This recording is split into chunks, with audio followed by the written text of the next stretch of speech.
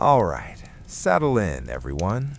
Dim the lights, grab your favorite lukewarm beverage, and let the gentle drone of history lull you into a state of blissful calm. Tonight, we're not chasing explosions or grand battles. Oh no. Tonight, we're drifting through the murky, often ridiculous backrooms of power, examining the sorts of kings who, frankly, were so utterly forgettable in their corruption that most history books just don't bother. We're talking about the quietly awful, the subtly venal, the monarchs who probably caused more eye rolls than outright rebellions. So, let's begin our journey into the delightfully dull annals of royal ineptitude and moral flexibility. Chapter 1. The subtle art of being a bad king without really trying.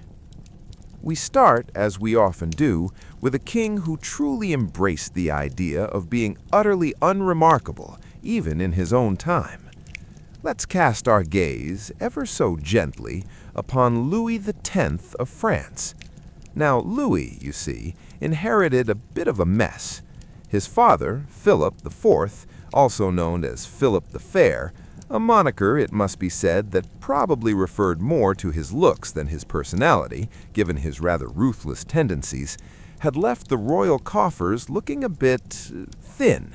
Philip had done rather a lot of things to try and fix this, like, for instance, dissolving the Knights Templar and seizing their assets. A rather bold move, one might say, and certainly effective for a short-term cash injection, but perhaps not a sustainable long-term economic strategy. So, young Louis, who would eventually be known as Louis the Quarreler or the Hutin, which honestly just sounds like a grumpy cartoon character, found himself on the throne in 1314. His reign, bless his heart, lasted a grand total of 2 years. 2 years! Imagine the effort! Now, Louis's personal life was already a bit of a tangled mess, even before he got the crown firmly on his head. His first wife, Margaret of Burgundy, had been caught up in the infamous Tour de Nesle affair. This was, for those unfamiliar, a rather scandalous incident involving Margaret and her sister-in-law, Blanche of Burgundy, allegedly having affairs with 2 brothers, Philip and Walter d'Aunay. The ladies were accused, tried, and found guilty. Margaret ended up imprisoned at Chateau Gaillard, and, well, she died there. Rather conveniently, one might observe, in 1315, clearing the way for Louis to marry again.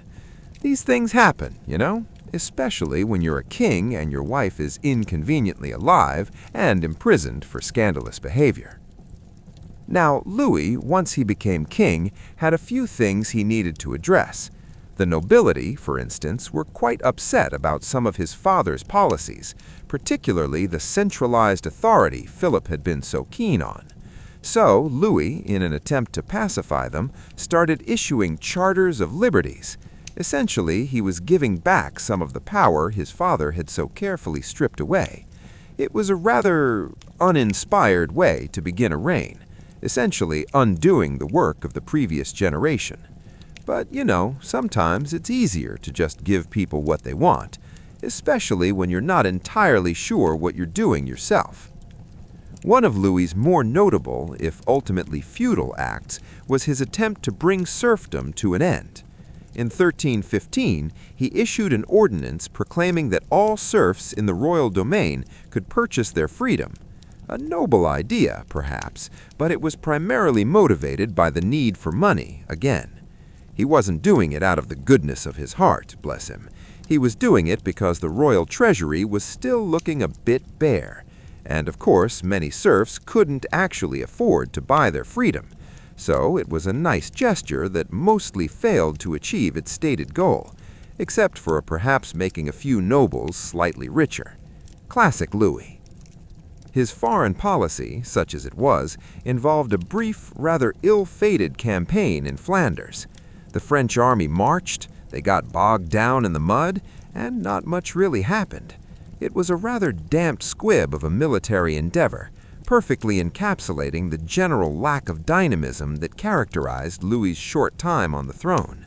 One imagines a lot of grumbling soldiers, wet boots, and sighs of resignation. And then, as suddenly as he arrived, Louis was gone. He died in June 1616 after drinking a large quantity of chilled wine after a game of jeu de paume, a precursor to tennis, or so the story goes. He was naturally suspected of being poisoned because what's a medieval royal death without a good poisoning rumor, especially given his wife's rather convenient demise not long before. But, sometimes people just drink too much cold wine after strenuous exercise, and, well, that's that. He left behind a pregnant second wife, Clementia of Hungary, and a 4-year-old daughter from his first marriage, Joan. This created a bit of a succession crisis, which, of course, it would, because why have a straightforward succession when you can have a chaotic one? So, Louis X, a king whose reign was short, largely ineffectual, and marked by a series of attempts to undo his father's work while simultaneously trying to raise money in rather unimpressive ways. He was neither a great tyrant nor a great reformer. He was just Louis, a king who, through a combination of circumstance and perhaps a slight lack of ambition, managed to be corrupt in the most understated, sleepy way possible. The kind of corruption that doesn't make headlines, but rather just slowly siphons away resources and enthusiasm. A truly calming figure in the grand tapestry of royal blunders. Let's float over to another rather fascinating example of quietly disastrous kingship, one where personal habits and a general disinterest in governance truly shone through. We're talking about Edward II of England. Now, Edward came to the throne in 1307, succeeding his rather formidable father, Edward I, Longshanks, a man who was very much interested in conquest and consolidating power. Edward I was, shall we say, a force of nature. His son, Edward II, was not. Edward was by all accounts quite a handsome man, tall, strong, and generally athletic. But his interests leaned less towards the weighty matters of state and more towards things like farming, ditch digging, and spending time with his favorites. And it was these favorites, particularly Piers Gaveston, that would become the bane of his existence, and indeed the catalyst for much of the drama of his reign. Gaveston was a Gascon knight, witty, charming, and crucially very close to Edward. Their relationship, by all accounts, was intensely personal. Edward elevated Gaveston to the earldom of Cornwall, showered him with gifts, and generally placed him in a position of power and influence that thoroughly enraged the English nobility. The barons, naturally, found Gaveston arrogant and disrespectful. He gave them nicknames, which is generally not a great way to endear yourself to powerful men who hold significant sway over your kingdom. He called the Earl of Warwick the Black Dog of Arden, and the Earl of Lancaster the Churl. Not exactly subtle diplomacy, was it? The barons' resentment grew and grew. They demanded Gaveston's exile multiple times. Edward, being completely devoted to Gaveston, would reluctantly agree, only to recall him as soon as he could. This became a recurring pattern. Gaveston exiled, Gaveston recalled, barons furious. It was like a medieval sitcom, but with much higher stakes and considerably less laughter. Edward's preoccupation with Gaveston meant he was, to put it mildly, rather neglectful of his duties as king. He was not interested in administration, in warfare, or in dealing with the increasingly pressing issue of Scotland, where Robert the Bruce was successfully asserting Scottish independence. While Edward was busy feting Gaveston, the Scottish borders were becoming increasingly unstable. A truly classic example of a king prioritizing personal affections over national security. The barons, led by Thomas, Earl of Lancaster, the Churl, remember, eventually reached their breaking point. In 1311, they forced Edward to accept the Ordinances, a series of reforms that essentially stripped the king of much of his power, giving it instead to a baronial council. The ordinances also explicitly called for Gaveston's permanent exile. Edward, under duress, agreed, but of course he couldn't stay away from his favorite for long. He recalled Gaveston in 1312, effectively tearing up the ordinances. This act was the final straw. The barons, led by the aforementioned Black Dog of Arden, Guy de Beauchamp, Earl of Warwick, captured Gaveston. Despite Edward's pleas and attempts to negotiate, Gaveston was executed without trial. He was taken to Blacklow Hill and beheaded. This act plunged England into civil conflict, even though the barons initially tried to maintain they were loyal to the crown, just not to the corrupting influence of the king's favorite. It was a rather messy situation, one that perfectly illustrated the dangers of a king who refused to compromise on his personal attachments, even when those attachments threatened to unravel his entire kingdom. Edward, naturally, was devastated by Gaveston's death, but ever the survivor, he eventually managed to rebuild some of his authority. However, his tendency to favor others, particularly Hugh Despenser the Younger and his father, Hugh Despenser the Elder, quickly re-emerged.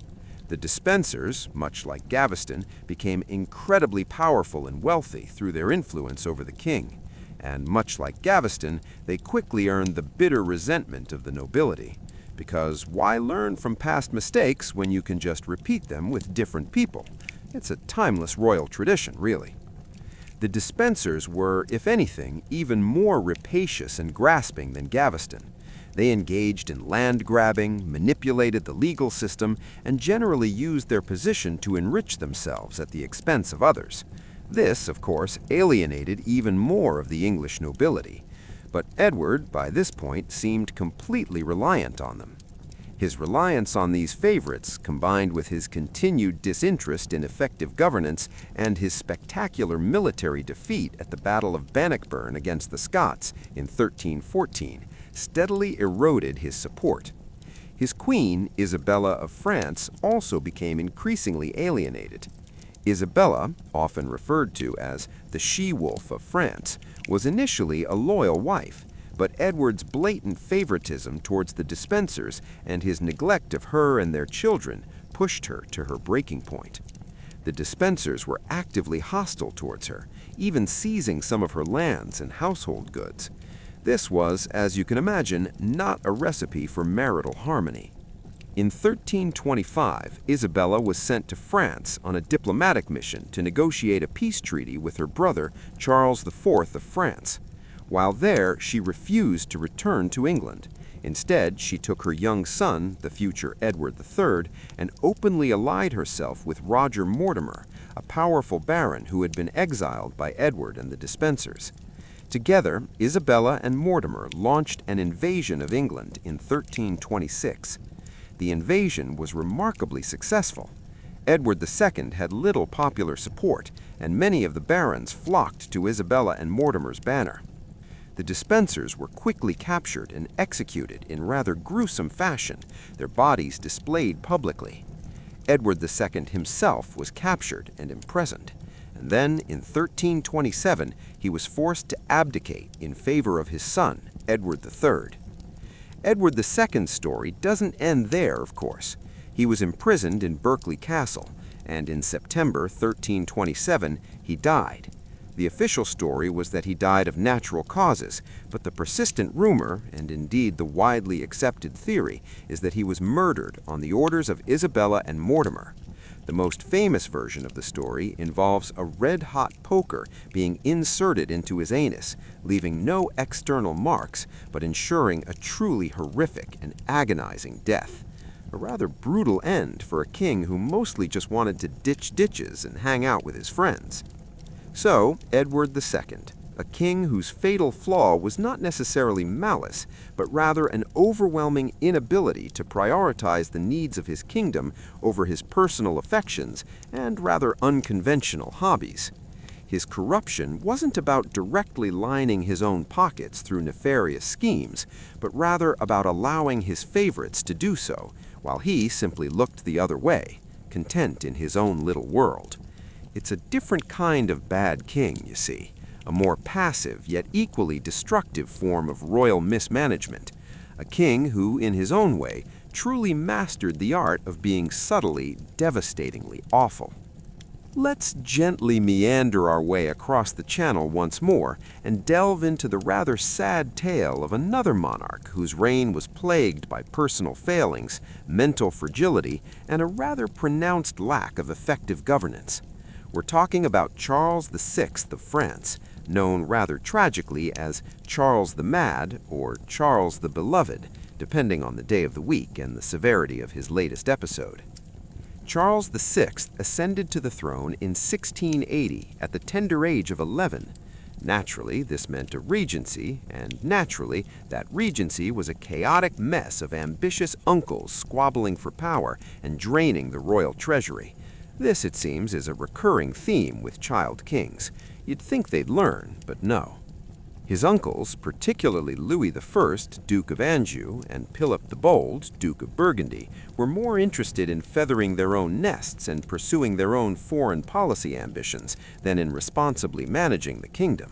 So, even before Charles truly took the reins, the stage was set for financial woes and political instability. Charles officially took control in 1388 at the age of 20.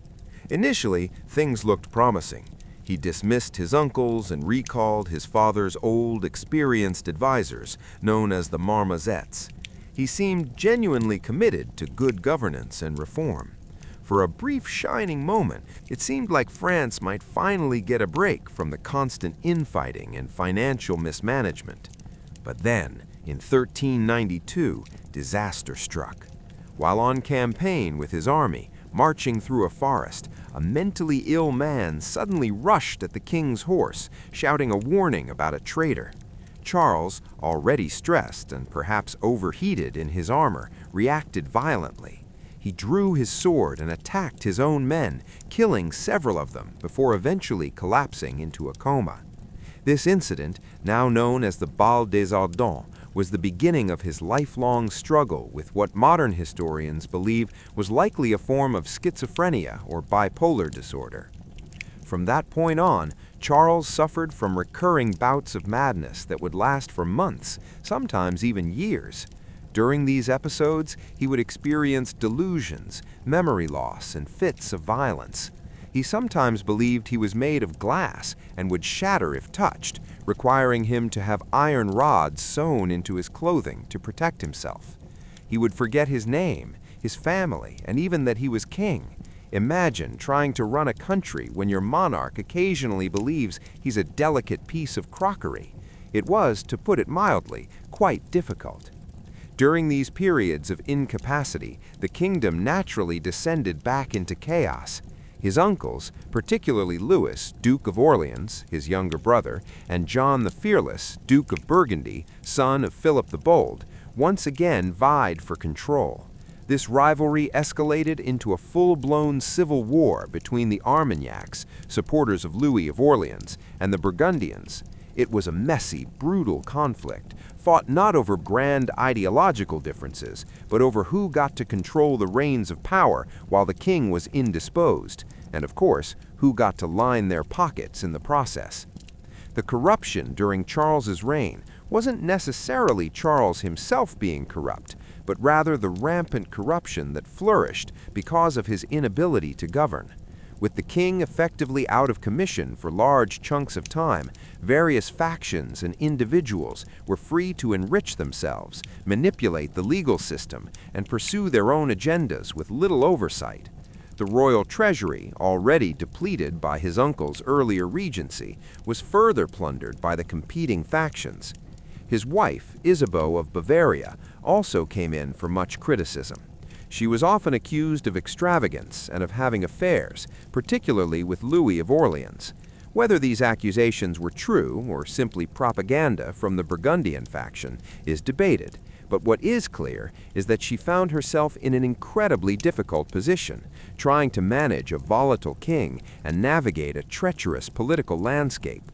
She was often left to make decisions in Charles's lucid periods and then had to deal with the fallout when he relapsed.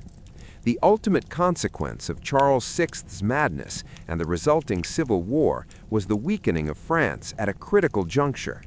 England, under the ambitious Henry V, saw an opportunity.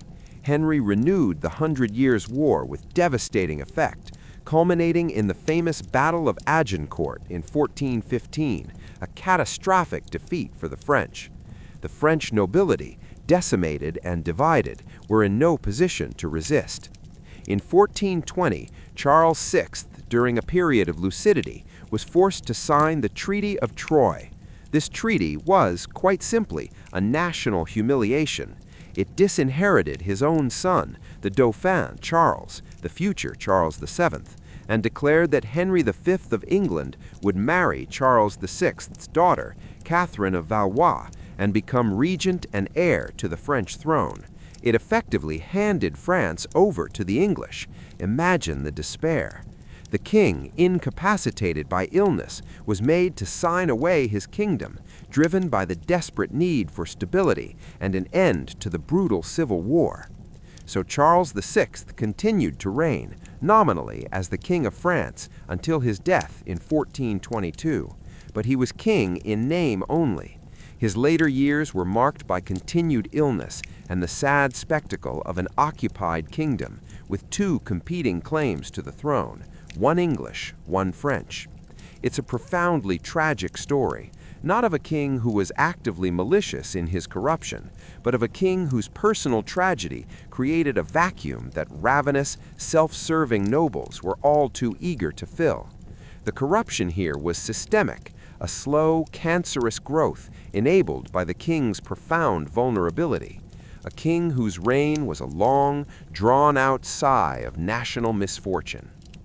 Let's now pivot our attention, ever so gently, to another era and another type of royal individual, one who embodies a kind of passive, almost accidental corruption, driven more by personal weakness and a desire for comfort than by any grand nefarious scheme. We are, of course, talking about the various rulers who ended up being dominated by their powerful favorites or ministers, effectively allowing others to govern and enrich themselves in their stead. Consider, if you will, the unfortunate case of Rudolph II, Holy Roman Emperor, King of Hungary and Croatia, King of Bohemia, and Archduke of Austria. Now, Rudolph was not, by any stretch of the imagination, a conventional monarch. He was far more interested in alchemy, astronomy — he famously patronized Tycho Brahe and Johannes Kepler — collecting art, and studying exotic animals than he was in the day-to-day drudgery of governing a sprawling, multi-ethnic empire. He famously built a magnificent court in Prague, filling it with artists, scientists, and, naturally, a fair number of charlatans and mystics.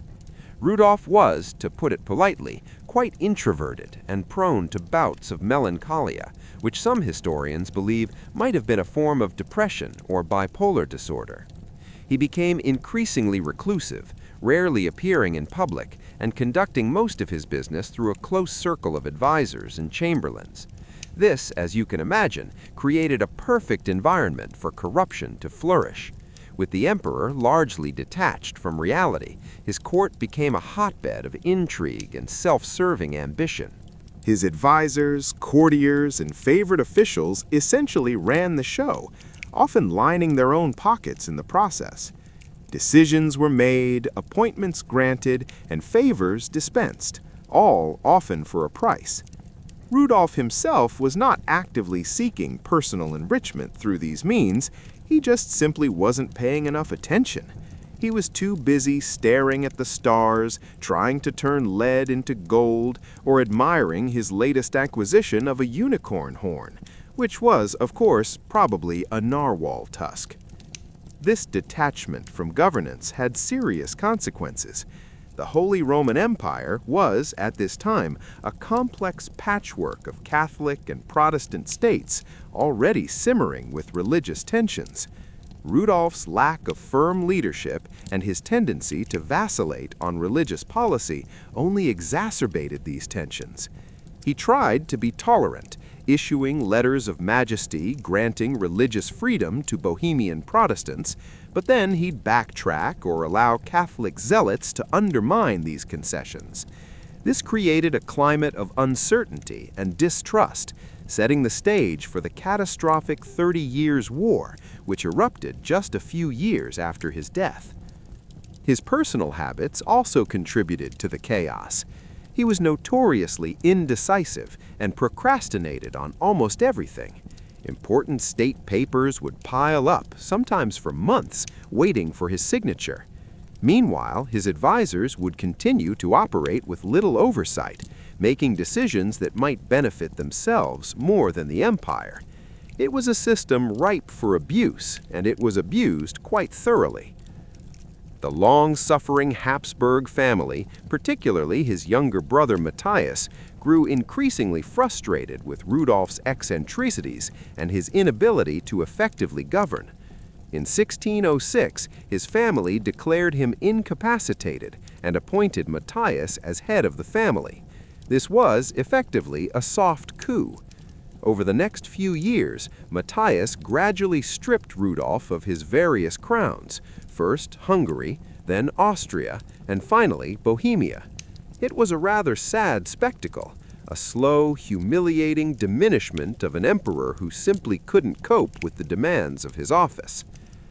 Rudolph spent his final years as a king in name only, a pathetic figure clinging to his art collection and his scientific pursuits, while his empire slowly unraveled around him.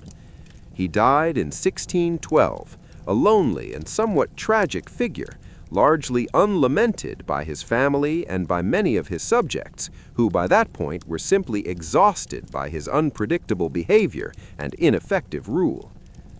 So, Rudolph II, a king whose corruption wasn't born of avarice or malice, but rather of a profound disinterest in the mundane realities of power and a preference for the esoteric. His weakness allowed his court to become a nest of corruption, where personal gain often trumped public good. It was a king who, in his own strange way, contributed to the decline of his empire, not through grand schemes, but through a quiet, dreamy abdication of responsibility. He was, if you will, the ultimate sleepy sovereign, letting the world burn while he pondered the mysteries of the universe. Let's gently drift further into the realm of rather unfortunate monarchs and consider the rather tragic case of Frederick William IV of Prussia. Now, Frederick William was not, by any means, an evil man. In fact, he was quite the romantic, a dreamer, a patron of the arts, and deeply religious. He envisioned a glorious, medieval-inspired Prussia, a sort of enlightened monarchy ruling over a loyal and pious populace. The problem, you see, was that he was king during a period of intense social and political upheaval in Europe, specifically the revolutions of 1848, and Frederick William, for all his artistic sensibilities, was utterly, spectacularly unsuited to deal with such realities. He came to the throne in 1940, full of these grand, almost fantastical ideas about kingship.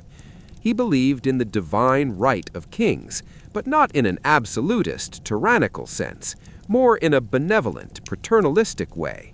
He wanted to be loved by his people, to rule with wisdom and grace, like some idealized monarch from a historical romance novel. The actual messy business of parliamentary reforms, constitutional demands, and industrialization, not so much his cup of tea. His corruption, if we can call it that, wasn't about personal greed. It was more about an intellectual and emotional corruption, a stubborn refusal to engage with the modern world and its demands. He genuinely believed that if he just upheld tradition and appealed to the better angels of his people's nature, everything would sort itself out. He was, to put it mildly, deeply out of touch. When the revolutions of 1848 swept across Europe, reaching Berlin in March of that year, Frederick William was utterly bewildered. The people demanded a constitution, freedom of the press, and greater representation.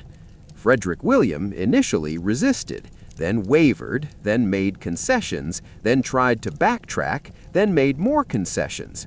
It was a truly indecisive and chaotic response, perfectly showcasing his profound inability to lead during a crisis. He famously refused the imperial crown of a unified Germany, which was offered to him by the Frankfurt Parliament in 1949. He saw it as a crown from the gutter, one offered by a revolutionary assembly rather than by the grace of God and his fellow princes. This was a king, remember, who valued divine right and tradition above all else. Accepting a crown from a liberal, elected body was for him anathema. It was, in its own way, a principled stand, but one that was utterly detached from the pragmatic realities of nation-building and political power. His reign was marked by a constant tension between his romantic ideals and the harsh realities of governing. He would promise reforms, then renege on them. He would issue decrees that were quickly undermined by his own indecision or the resistance of his conservative advisors. This created a climate of deep political instability and deep frustration among his subjects, both liberals who wanted reform and conservatives who wanted him to be more decisive in crushing dissent. Towards the end of his reign, Frederick William's mental health began to decline. He suffered a series of strokes, and by 1858 he was deemed incapable of ruling. His brother, William, the future Emperor William I of Germany, took over as regent. It was a sad, quiet end to a reign that was marked more by poetic dreams and political paralysis. So, Frederick William IV, a king whose fatal flaw was not overt malevolence, but a kind of gentle, almost artistic detachment from reality. His corruption was a corruption of leadership, a failure to adapt, and a stubborn adherence to outdated ideals in the face of overwhelming change. He was a good man, perhaps, but a deeply ineffective king, particularly for the tumultuous times in which he lived. His reign was a long, melancholy poem, sung off-key to an increasingly restless audience, a truly sleepy tale of well-intentioned royal inadequacy. Let's pivot our historical gaze ever so slightly to another figure whose reign, while lengthy, was characterized by a distinct lack of personal engagement and a willingness to let others run the show, often to their own considerable benefit. We're talking about Louis XV of France. He came to the throne as a 5-year-old in 1715, succeeding his great-grandfather, Louis XIV, the Sun King, a man who truly embodied absolute monarchy. The contrast between the two Louises could not have been more stark. Louis XV, after a long regency under his uncle, Philippe II, Duke of Orleans, and then the rather strong influence of Cardinal Fleury, finally took personal control in 1743. But, and this is the crucial point, he didn't particularly want to. He was intelligent, certainly, and could be charming, but he was also deeply introverted, shy, and prone to melancholy. He disliked the pomp and ceremony of court life and found the actual work of governing rather tedious. This personal disinclination to engage with the machinery of state created a vacuum, and into that vacuum stepped a series of powerful ministers and, perhaps more famously, a series of influential mistresses. The most prominent of these was Madame de Pompadour.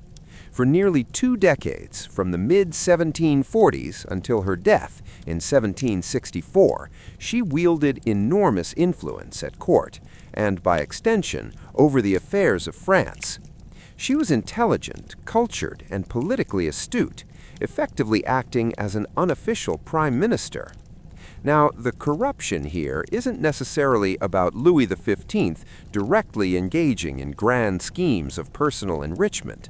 It's more about his passive acceptance of a system where power was wielded by unelected favorites and where royal authority was often used to benefit those close to the king rather than the kingdom as a whole. Madame de Pompadour, for example, used her influence to advance her friends and family, to shape policy, and to engage in enormous spending on her various palaces and artistic projects. While she was undoubtedly a patron of the arts and had a genuine interest in French culture, her position was an immense drain on the royal coffers. Louis XV, for his part, largely allowed this to happen.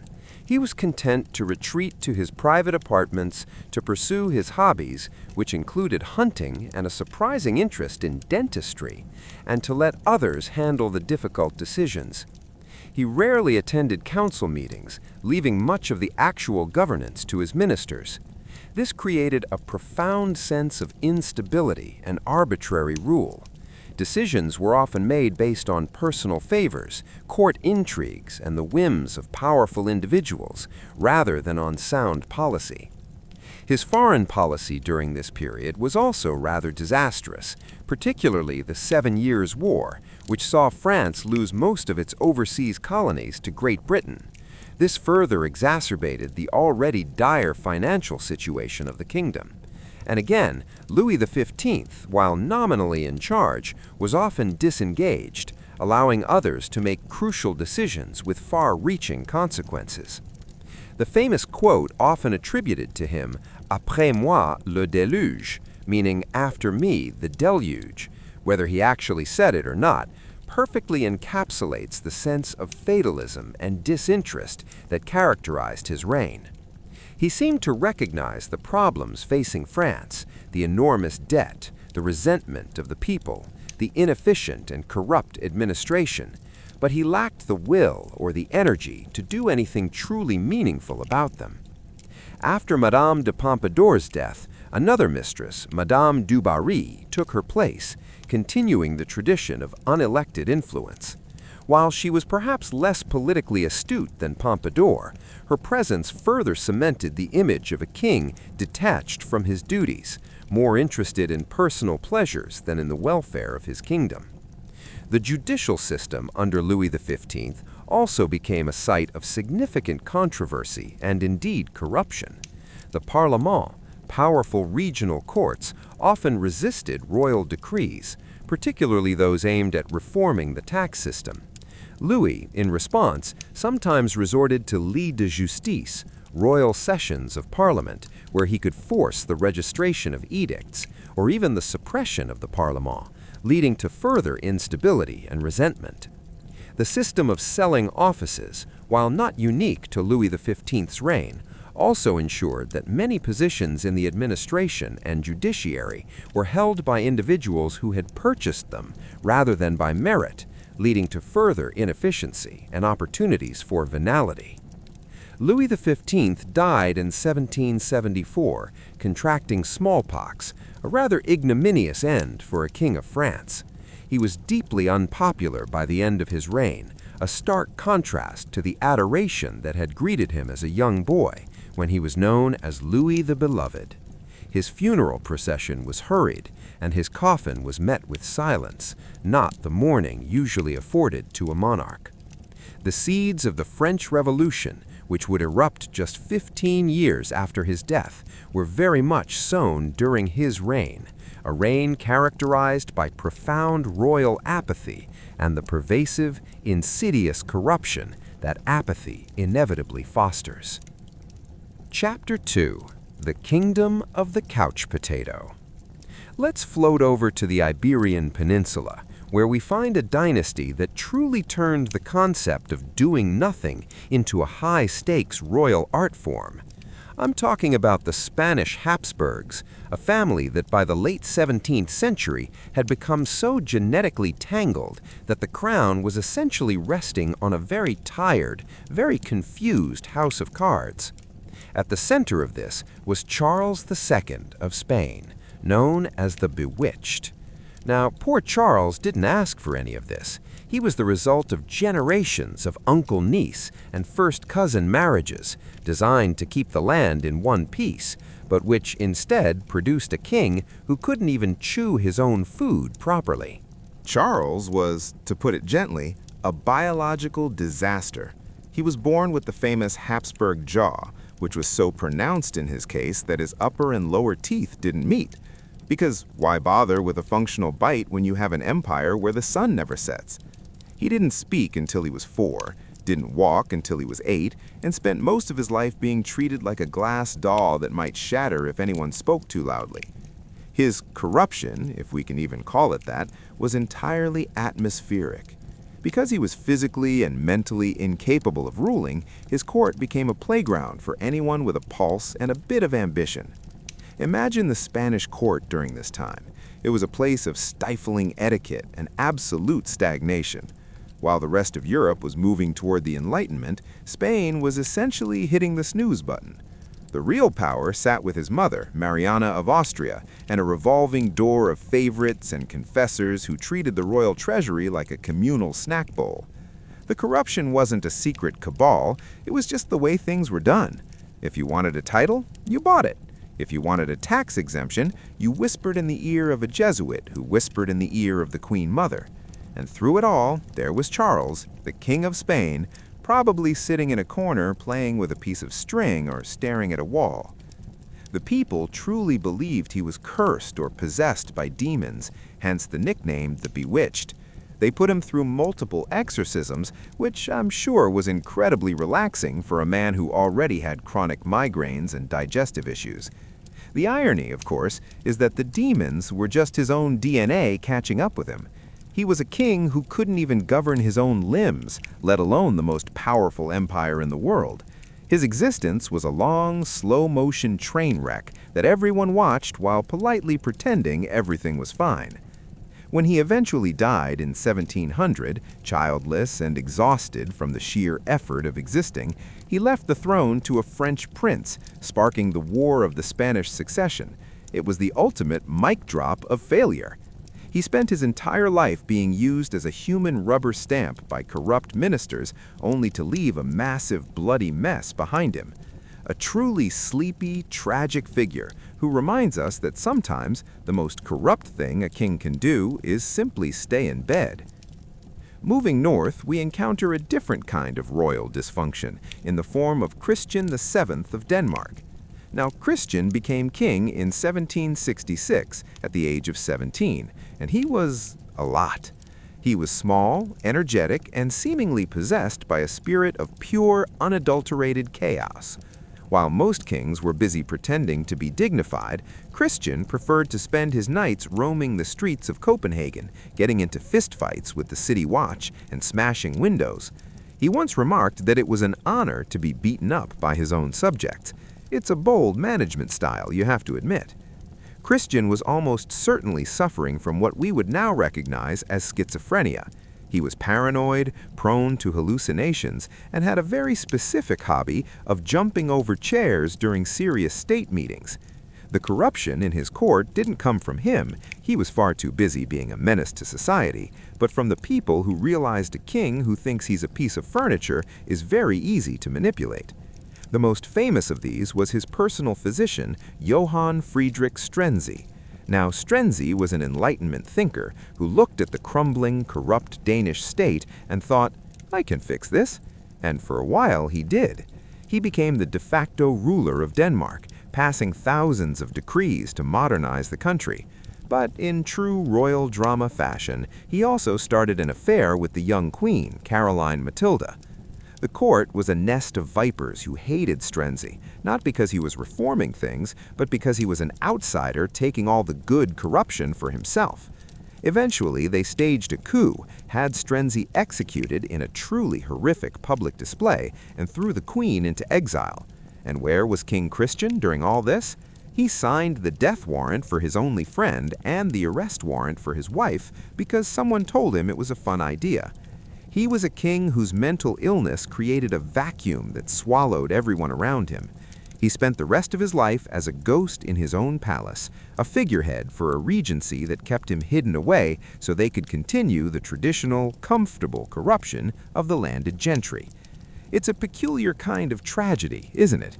A king who wanted to be a rebel but ended up being the ultimate tool for the very establishment he hated.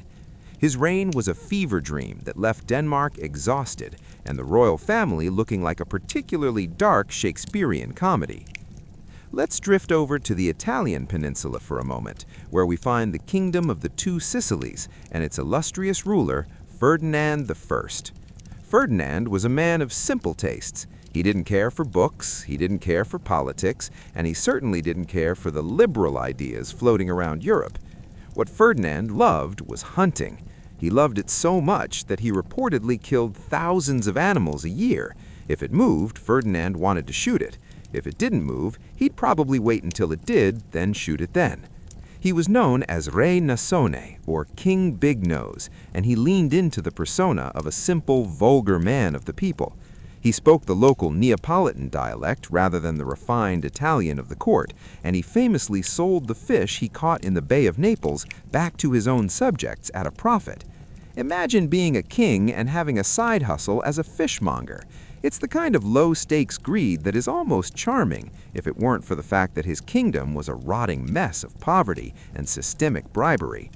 Ferdinand's corruption was rooted in a deep, cynical laziness. He allowed the local nobility and the church to do whatever they wanted as long as they let him hunt in peace. When the Napoleonic Wars broke out and he was forced to flee to Sicily, he spent his time complaining about the lack of good hunting grounds rather than, his lost kingdom. He was a man who survived by being so unremarkable and so willing to betray his own promises that he eventually became the longest reigning monarch of his era.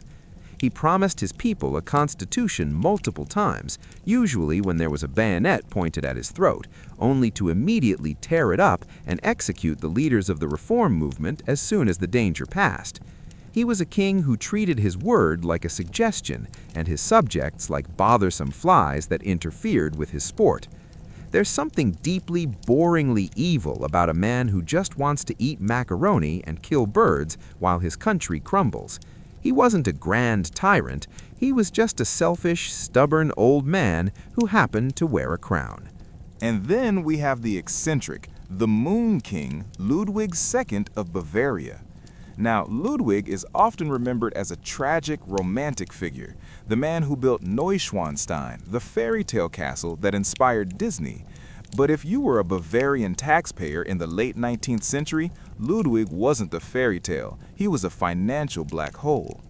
Ludwig hated Munich. He hated the government, he hated the military. He essentially wanted to live in a Richard Wagner opera 24/7.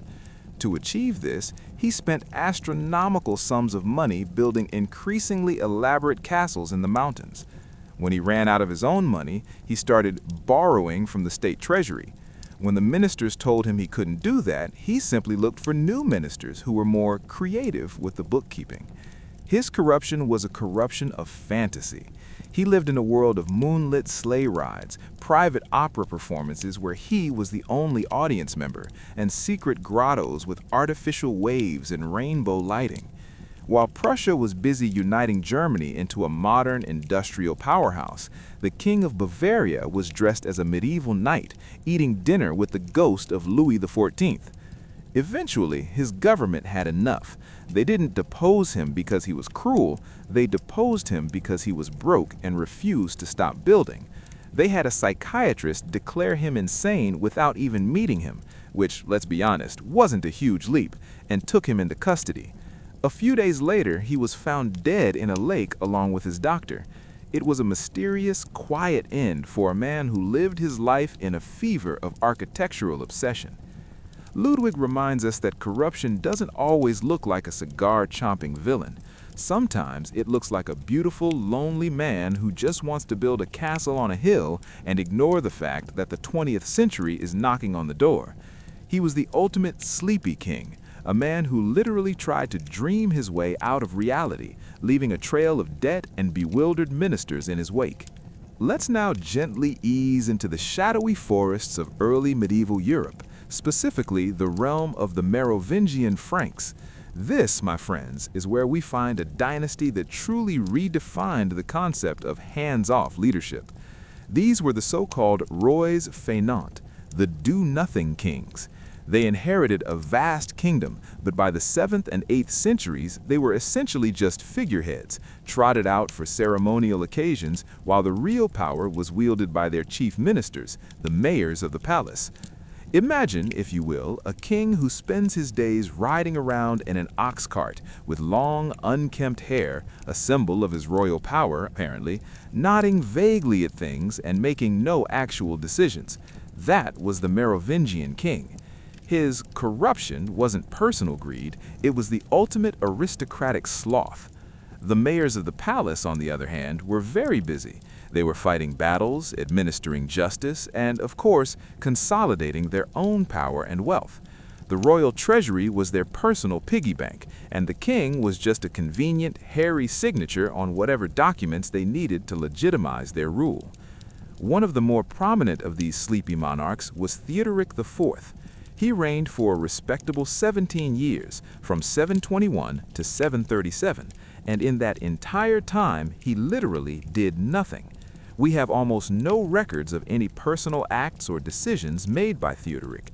He was simply a warm body on the throne, while the legendary Charles Martel, grandfather of Charlemagne, was busy fighting off the Muslim invasion at the Battle of Tours and generally running the entire Frankish kingdom. Theodoric was probably just happy not to be murdered, which was a fairly common occupational hazard for Merovingian kings. It was a golden age for administrative corruption, where the king was simply an expensive prop in the background.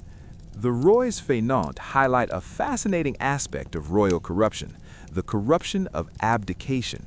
When a monarch willfully or passively steps away from their duties, they create a vacuum of power that ambitious, self-serving individuals are all too eager to fill. The entire system became a slow-moving gravy train for the mayors of the palace and their loyalists. They made appointments, granted lands, and collected taxes, all with the silent, bovine acquiescence of the king. It's a subtle, almost invisible form of corruption, but it effectively hollowed out the monarchy until it was just an empty shell. Let's now gently glide further east to the tumultuous world of early modern Russia, specifically the era of the boy tsars. This was a period marked by profound instability, regencies, and the tragic fate of young monarchs caught in a brutal game of power. Here, the corruption isn't just about money, it's about the corruption of innocence and the ruthless manipulation of children for political gain. Take, for example, the story of Ivan VI. He was proclaimed Emperor of Russia in 1740 at the tender age of 2 months. Yes, 2 months. His great-aunt, Empress Anna, had named him as her heir. Now, an infant on the throne means only one thing, regency, and a very messy one at that. His mother, Anna Leopoldina, became regent, but she was spectacularly ill-suited for the role. She was indecisive, prone to emotional outbursts, and had a rather inconvenient habit of falling in love with the wrong people. The court under the infant Ivan VI was a viper's nest of intrigue. Foreign advisors, Russian nobles, and ambitious guards all jockeyed for influence, power, and naturally, access to the state coffers. Every courtier, every minister, every general saw the infant Tsar as a stepping stone. They enriched themselves, manipulated state policy, and plotted against each other abandon, all while the tiny emperor probably just wanted a fresh diaper. Ivan VI's reign officially lasted just over a year. In 1741, Elizabeth Petrovna, the daughter of Peter the Great, staged a nearly bloodless coup. She simply walked into the palace, gathered the guards, and declared herself empress. The infant Ivan, along with his parents, was arrested, and this is where his story becomes truly heartbreaking. He was imprisoned for the rest of his life, moved from one fortress to another, never knowing who he was or why he was there. He lived in solitary confinement for years, his existence a state secret. He was eventually murdered during a botched attempt to free him in 1764, at the age of 23. His entire life was a casualty of the corrupt ambition that swirled around his infant throne. Then there was the collective tragedy of the Khosars, Ivan V and Peter I, Peter the Great. In 1682, after the death of their older brother, Feodor III, the two half-brothers were proclaimed co-rulers. Ivan V was a sickly, partially blind, and possibly mentally disabled boy of 16. Peter was a robust, energetic boy of 10. This, naturally, sparked a power struggle between their respective families. The ultimate result was the regency of their elder sister, Sophia Alexeyevna. Sophia was a brilliant, ambitious woman, and for 7 years she effectively ruled Russia. The corruption during this period was the subtle manipulation of royal authority. Ivan V, already weak, was a mere figurehead, often absent from state functions or simply sitting silently. Peter, still a child, was largely ignored by Sophia, who feared his growing intelligence and popularity. This allowed Sophia and her favorites to consolidate power, control state resources, and push through their own agendas. It wasn't overt bribery so much as an entire system designed to keep power in the hands of the regent and her chosen few. Peter eventually overthrew Sophia in 1689, a dramatic but ultimately decisive move. Ivan V continued to be co-Tsar until his death in 1696, but he was always the junior partner, effectively a royal ornament. His entire reign was a quiet testament to the corruption of the weak link, where physical or mental infirmity in a monarch becomes an open invitation for others to exploit the throne for their own enrichment and power. It's a particularly sleepy kind of royal drama, often played out in whispered conversations and behind-the-scenes machinations, leaving the actual monarchs as little more than props in their own tragic lives. Let's now consider a different kind of quiet corruption, one rooted not in weakness, but in excessive comfort and a refusal to engage with the world. We're talking about the Ottoman sultans of the Sultanate of Women, and later the Caliphs, the Cage period. After the mighty Suleiman the Magnificent, many of his successors were confined to the imperial harem for most of their lives, essentially imprisoned in luxury. When they finally emerged to become sultan, they were often ill-prepared, fearful, and easily manipulated. Take, for instance, Sultan Ibrahim the Mad.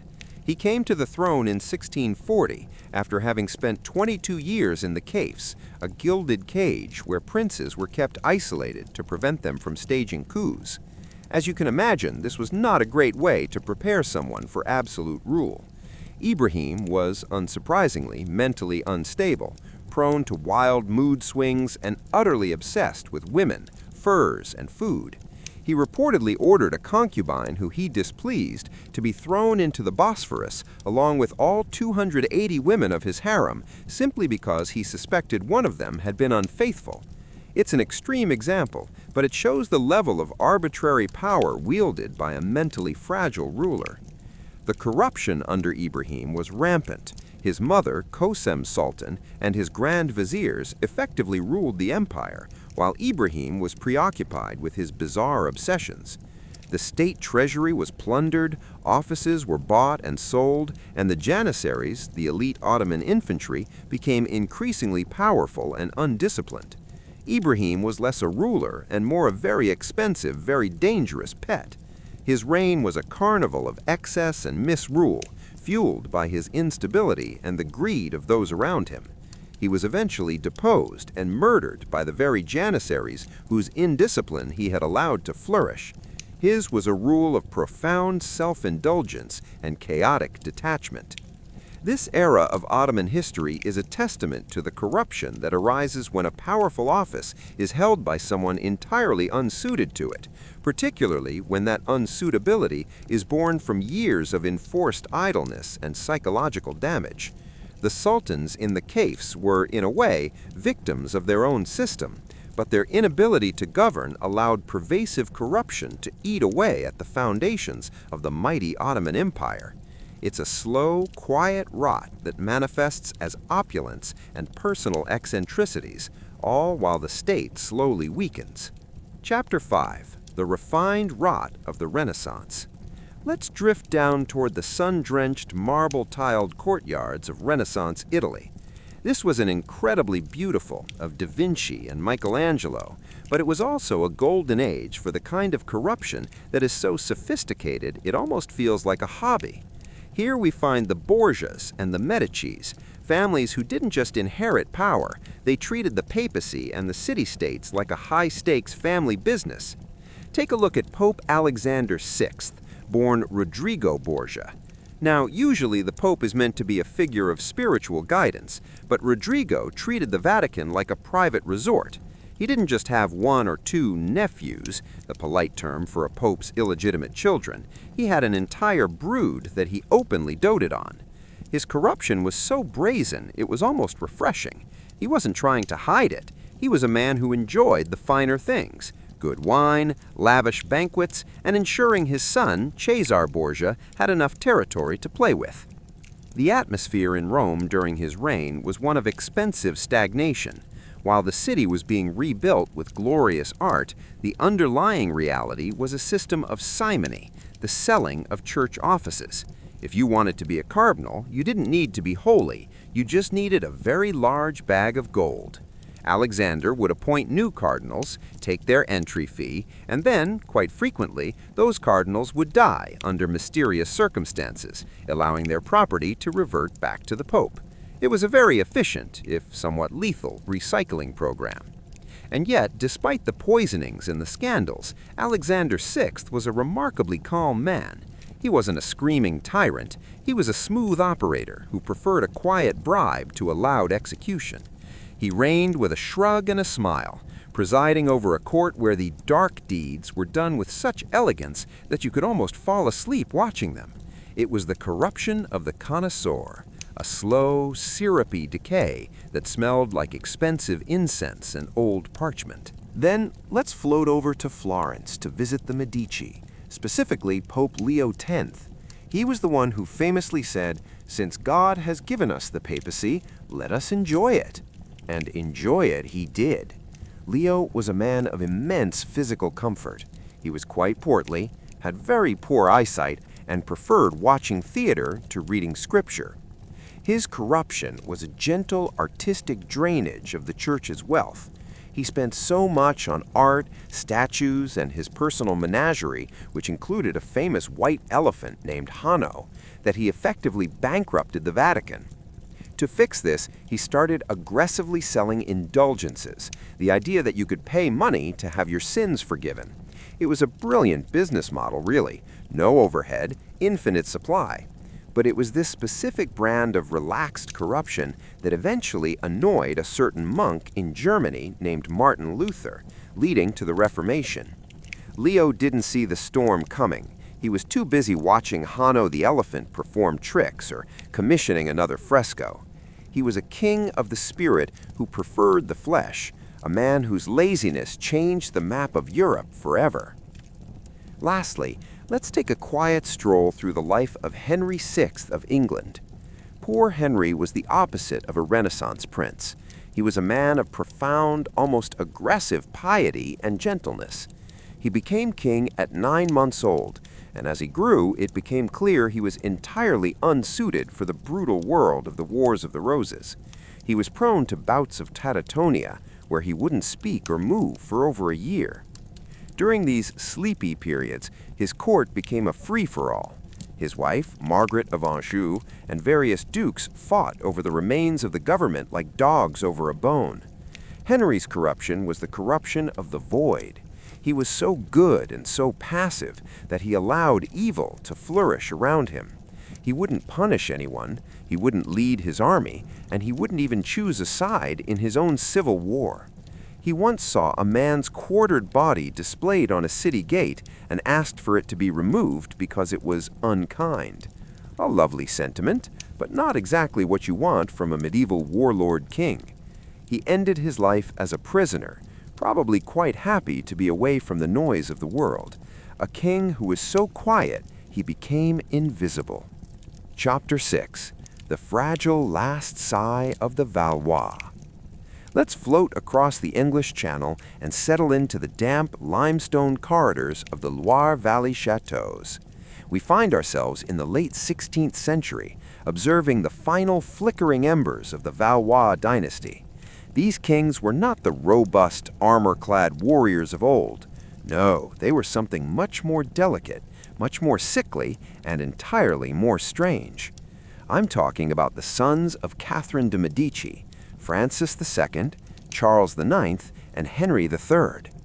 Francis II became king at 15 years old. He was a frail boy, perpetually suffering from a painful ear infection that eventually worked its way into his brain. He was so physically weak that he was essentially a puppet for the House of Guise. His corruption was the corruption of the nursery. He spent his tiny reign trying to stay warm and breathe properly, while his mother and his in-laws fought over which Protestants to persecute.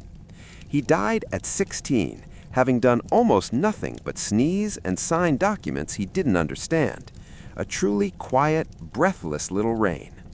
Then came his brother, Charles IX. Charles was a bit more energetic, but in a very twitchy, unsettling way. He had a passion for blacksmithing and hunting, but his health was equally precarious. He likely suffered from tuberculosis. The corruption here was a dark, heavy blanket of manipulation. Charles was a king who was haunted by his own shadow. His mother, the formidable Catherine, essentially ran the kingdom through a series of flying squadrons, beautiful ladies-in-waiting used to distract the nobility and extract secrets. The most famous moment of his reign, the St. Bartholomew's Day massacre, wasn't some grand tactical masterstroke. It was the result of a panicking, sickly young man being told by his mother that everyone was out to get him until he finally shouted, "Then kill them all, so not one is left to reproach me." He spent the rest of his life coughing up blood and crying about the ghosts of the people he'd let be killed. It was a tragic, frantic incompetence, where the king was less a ruler and more a wounded animal trapped in a velvet cage. Finally, we have Henry III, perhaps the most misunderstood and sleepy of them all. Henry was intelligent, but he had a very specific, very flamboyant set of priorities. He was obsessed with his mignons, a group of handsome young men who dressed in the height of fashion, wore heavy perfume, and followed him everywhere. Henry spent astronomical sums on their clothes and their parties, all while France was literally tearing itself apart in the wars of religion. Henry's corruption was one of aesthetic detachment. He loved religious processions where he would dress in sackcloth and whip himself for penance, only to go back to the palace and spend the night playing with a cup and ball toy or organizing his collection of small dogs. He reportedly had dozens of little lapdogs that he carried in a basket around his neck. Imagine a king of France, a nation in total chaos, walking through the Louvre with a basket of barking puppies. He was so detached from the grim reality of his kingdom that he eventually had his rivals, the Duke and Cardinal of Guise, murdered right in his own bedroom while he waited in the next room. It was a clumsy, desperate act of a man who just wanted the noise to stop so he could go back to his perfumes and his favorites. He was the last of his line, a king who tried to perfume away the scent of a dying dynasty. He was eventually stabbed by a monk, dying in a state of confused, elegant tragedy. The Valois sons represent a peculiar kind of royal rot, a physical and mental exhaustion that allowed the state to become a playground for religious fanatics and greedy dukes. They weren't villains, they were just too tired and too sick to hold the weight of the crown. It's a melancholy, slow-motion collapse that reminds us that sometimes a kingdom doesn't end with a bang, but with a cough and a sigh. Chapter 7. The Clockwork King and the Silent Ticking of Time. Let's drift back to Versailles, though not the Versailles of the Sun King's blinding gold. We're settling into the late 18th century, a time when the palace felt less like the center of the world and more like a very expensive, very gilded waiting room. We find ourselves observing Louis XVI, a man who was perhaps the most gentle disaster to ever wear a crown. Louis was a large, shy, and remarkably unassuming man who would have been perfectly happy as a middle-class locksmith or a quiet country squire. Instead, he was the King of France during a period when France really needed someone who wasn't primarily interested in the internal mechanics of clocks. Louis's corruption was a corruption of omission. He didn't steal, he didn't plot, and he didn't keep a string of scandalous mistresses. In fact, he was famously devoted to his wife, Marie Antoinette, though it took them 7 years to actually figure out how to produce an heir, a delay that became a national obsession and a source of endless sleepy court gossip. Louis's sin was his profound, almost meditative indecisiveness. He viewed the problems of his kingdom as a series of complex puzzles that he simply didn't feel like solving today. While the French economy was spiraling into a void and the harvest was failing, Louis was often found in his private workshop atop the palace, filing down brass gears and adjusting pendulums. He loved the predictable, rhythmic ticking of a well-made clock. It was a world he could control. The world outside his workshop, however, was a messy, shouting place, filled with angry peasants and enlightened philosophers. Whenever a minister would bring him a plan for radical tax reform, Louis would look at it, sigh, and say he'd think about it. Then he would go back to his clocks. The corruption flourished in the halls below him. Because the king was so passive, the court became a marketplace of influence. Marie Antoinette, bored and isolated, spent fortunes on towering wigs and private rural retreats like the Hameau de la Reine, where she could pretend to be a peasant girl while actual peasants were starving. Louis didn't stop her. He didn't really stop anyone. He was a man who wanted everyone to be happy, but lacked the spine to make anyone behave. There is a legendary entry in his diary for July 14, 1789, the day the Bastille was stormed. He wrote a single word, rien, nothing. Now, to be fair, he was referring to his luck at hunting that day, but it has become the ultimate symbol of his reign. The world was ending, the revolution was beginning, and the king's primary takeaway was that he hadn't managed to shoot a deer. It's the ultimate sleepy royal moment, a man so insulated by his own routine and his own hobbies that he missed the sound of his own throne collapsing. Even when the revolution came for him, Louis remained remarkably, almost frustratingly calm. When he was caught trying to flee the country in the flight to Varennes, he was recognized because his face was on the very coins the locals were using, and because he insisted on stopping for a long, comfortable lunch. He was a king who could be captured because he didn't want to skip a meal or rush his travel schedule. He faced the guillotine with a quiet, dignified resignation, apologizing to the executioner for any trouble he was causing. He was a man who lived his life at a low hum, a king of gears and springs who was eventually crushed by the very history he tried to ignore. Let's float away from the falling blade and over to the humid, isolated beauty of the late Hawaiian kingdom, where we find King Kalakaua, known as the Merry Monarch. Now, Kalakaua was a man of great charm and a deep love for his culture, but his reign in the late 19th century was a study in the corruption of grand, impossible dreams. He wanted to restore the prestige of the Hawaiian monarchy at a time when American sugar barons were already tightening their grip on the islands. Kalakaua's corruption was one of magnificent, debt-fueled spectacle. He spent a fortune on a coronation ceremony that took 9 years after he actually took the throne. He built the Iolani Palace, the only royal palace on American soil to have electricity and telephones before the White House did. He traveled the world, becoming the first reigning monarch to circumnavigate the globe, meeting with emperors and kings and racking up a bill that his small island nation could never hope to pay. To fund this lifestyle and his vision of a Polynesian empire, Kalakaua's government became a revolving door of scandals and bribes. There was the infamous opium scandal, where the king allegedly took a massive bribe from a Chinese businessman for a license to sell opium, only to give the license to someone else.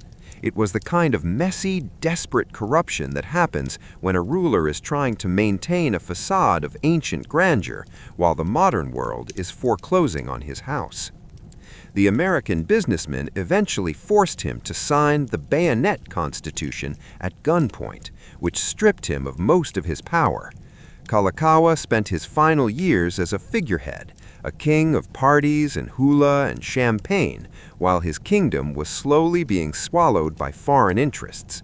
He died in a hotel in San Francisco, his last words recorded on a phonograph cylinder, a ghostly, crackling message from a man who tried to outrun reality with a song and a dance.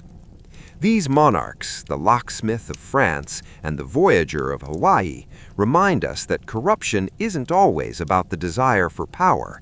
Sometimes it's just the desire for a little more time, a little more beauty, or a little more quiet before the clock finally stops ticking. Let's float away from the falling blade and over to the humid, isolated beauty of the late Hawaiian kingdom, where we find King Kalakaua, known as the Merry Monarch. Now, Kalakaua was a man of great charm and a deep love for his culture, but his reign in the late 19th century was a study in the corruption of grand, impossible dreams.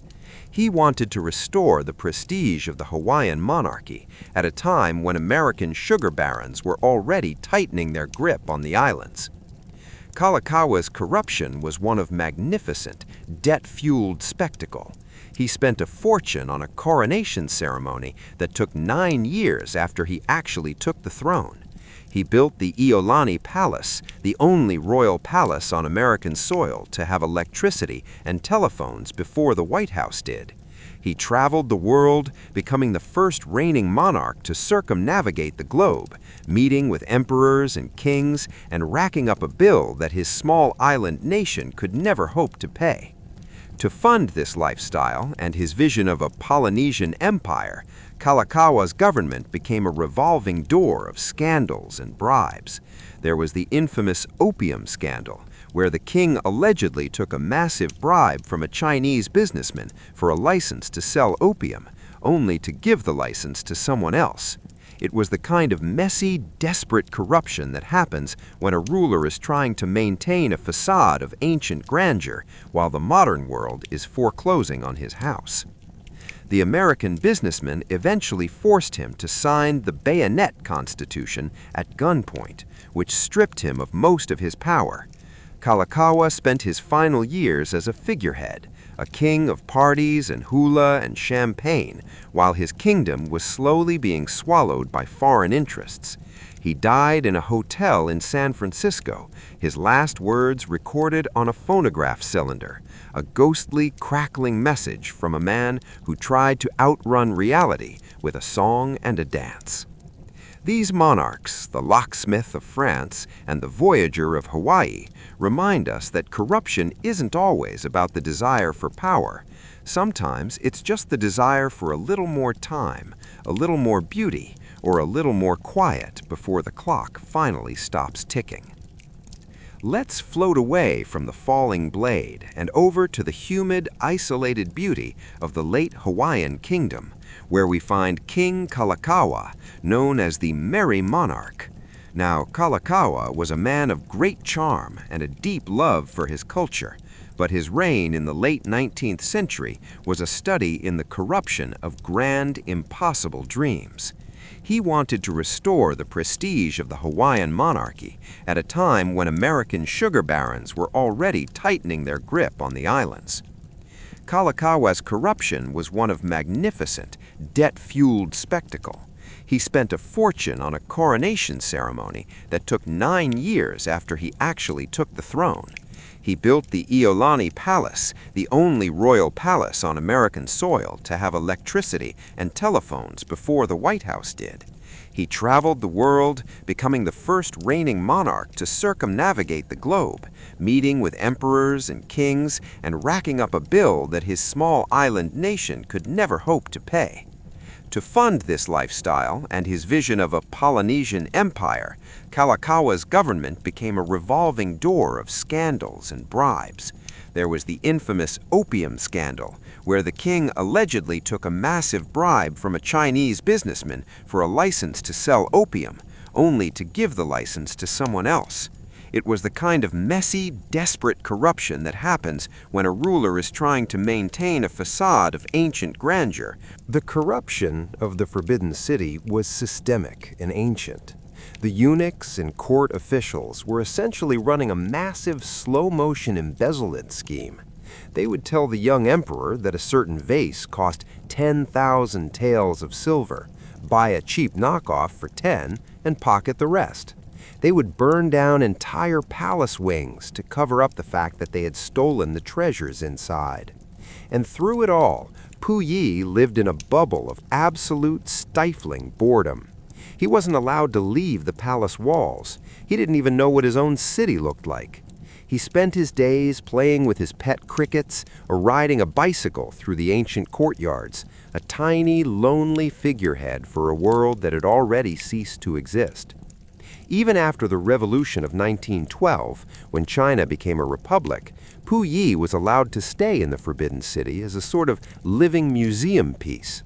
He was a king with no kingdom, a god with no worshippers, presiding over a court that was just a collection of old men pretending it was still the 17th century. It was a sleepy, pathetic sort of corruption, a group of people clinging to the rituals of power while the world outside moved on to steam engines and machine guns.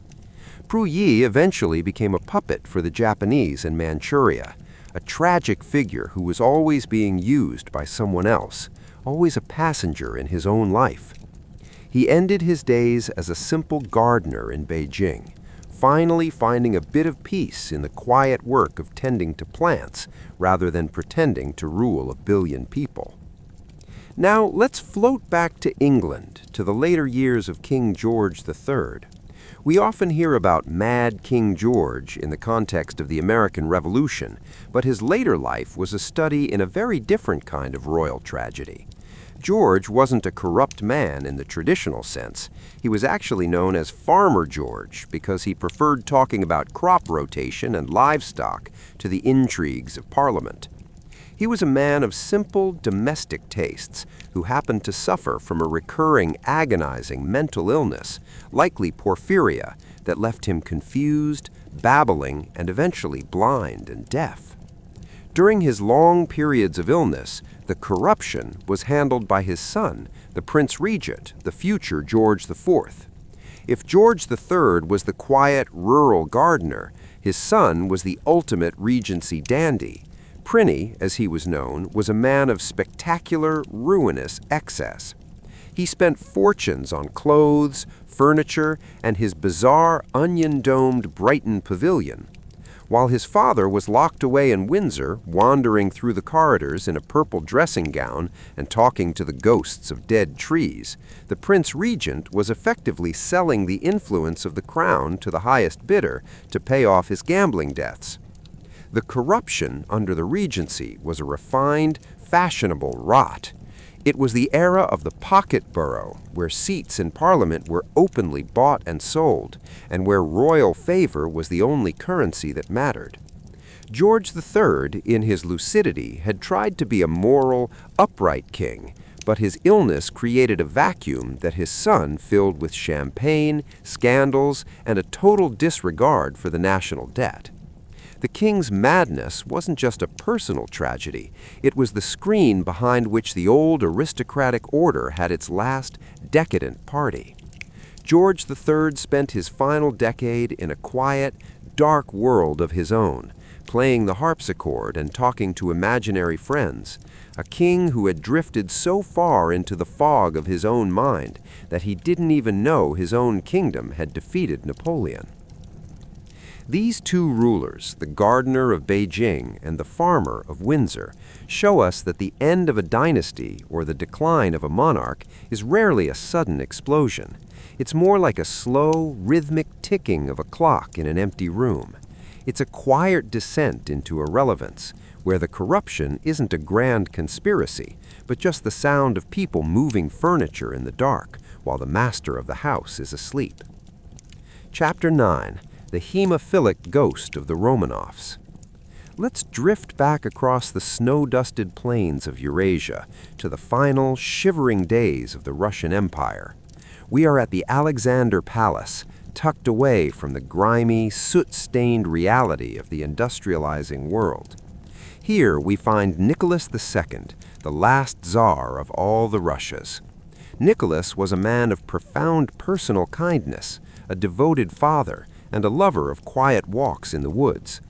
He was also, unfortunately, a man who possessed the leadership instincts of a particularly indecisive houseplant. His corruption was a corruption of the domestic sphere, a man so focused on the warmth of his own hearth that he allowed his empire to freeze to death outside.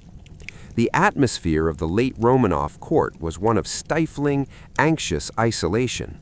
The great tragedy, the sickly secret at the heart of the palace, was the young Tsarevich Alexei's hemophilia. Because a simple bruise could be a death sentence for the heir to the throne, the imperial family retreated into a private, paranoid bubble. This created the perfect environment for a very specific, very grimy kind of corruption to take root. Into this vacuum stepped Grigory Rasputin, the mad monk with the piercing eyes and the remarkably unwashed hair. Rasputin's influence wasn't born of a grand political strategy. It was born of a mother's desperation. Because he seemed to be the only one who could stop Alexei's bleeding, the Empress Alexandra viewed him as a literal saint sent by God. Nicholas, wanting to keep his wife calm and his son alive, simply let the man stay.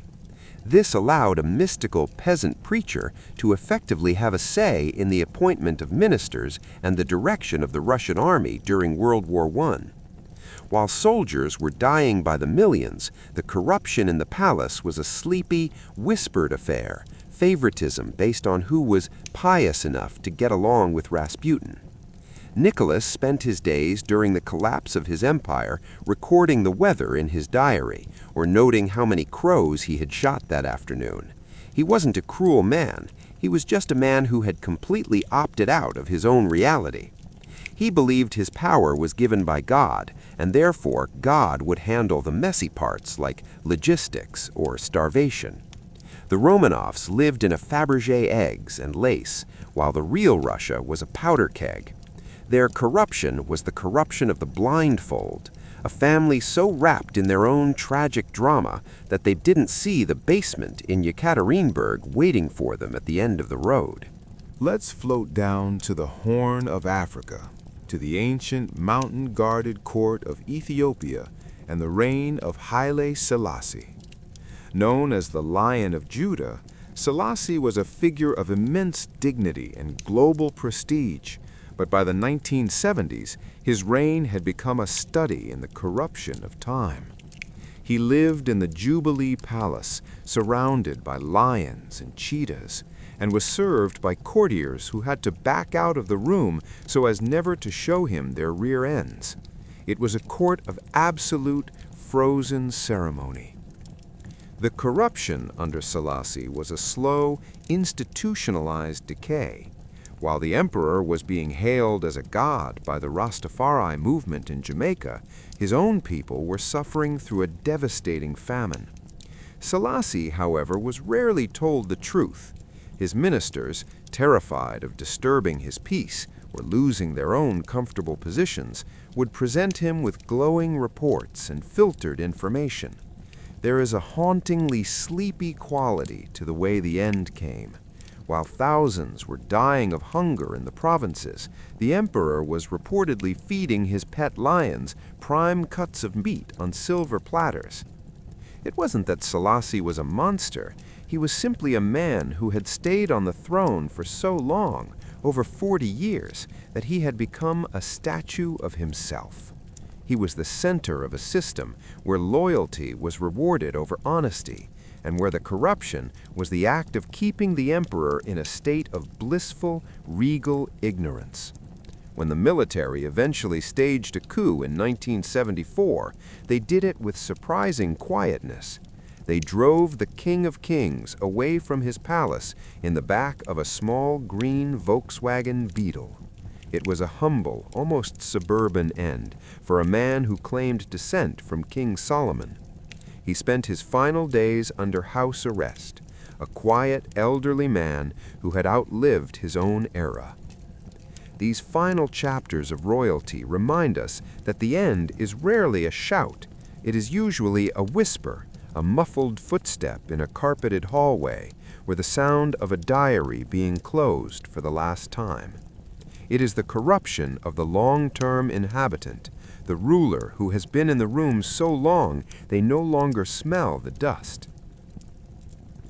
Chapter 10. The Last Sunset of the Sun King. Let's drift back to Versailles one last time, but not to the glittering, youthful palace of the 1660s. Instead, we are entering the year 1715. The paint is starting to peel in the corners, the gold leaf is looking a bit dull, and the air is heavy with the scent of old incense and medicinal poultices. We are observing the final days of Louis XIV, the Sun King. He has reigned for 72 years. Think about that. Most of his subjects have never known a world without him. He is less a man and more a permanent fixture of the landscape, like a very old, very tired oak tree. The corruption of Louis's final years was a quiet, suffocating kind of piety. After decades of scandalous affairs and grand wars, the king had fallen under the influence of Madame de Maintenon, his secret second wife. She was a woman of intense, almost grim devotion, and under her watch, the court transformed from a playground of fountains and flirtation into a sort of gilded monastery.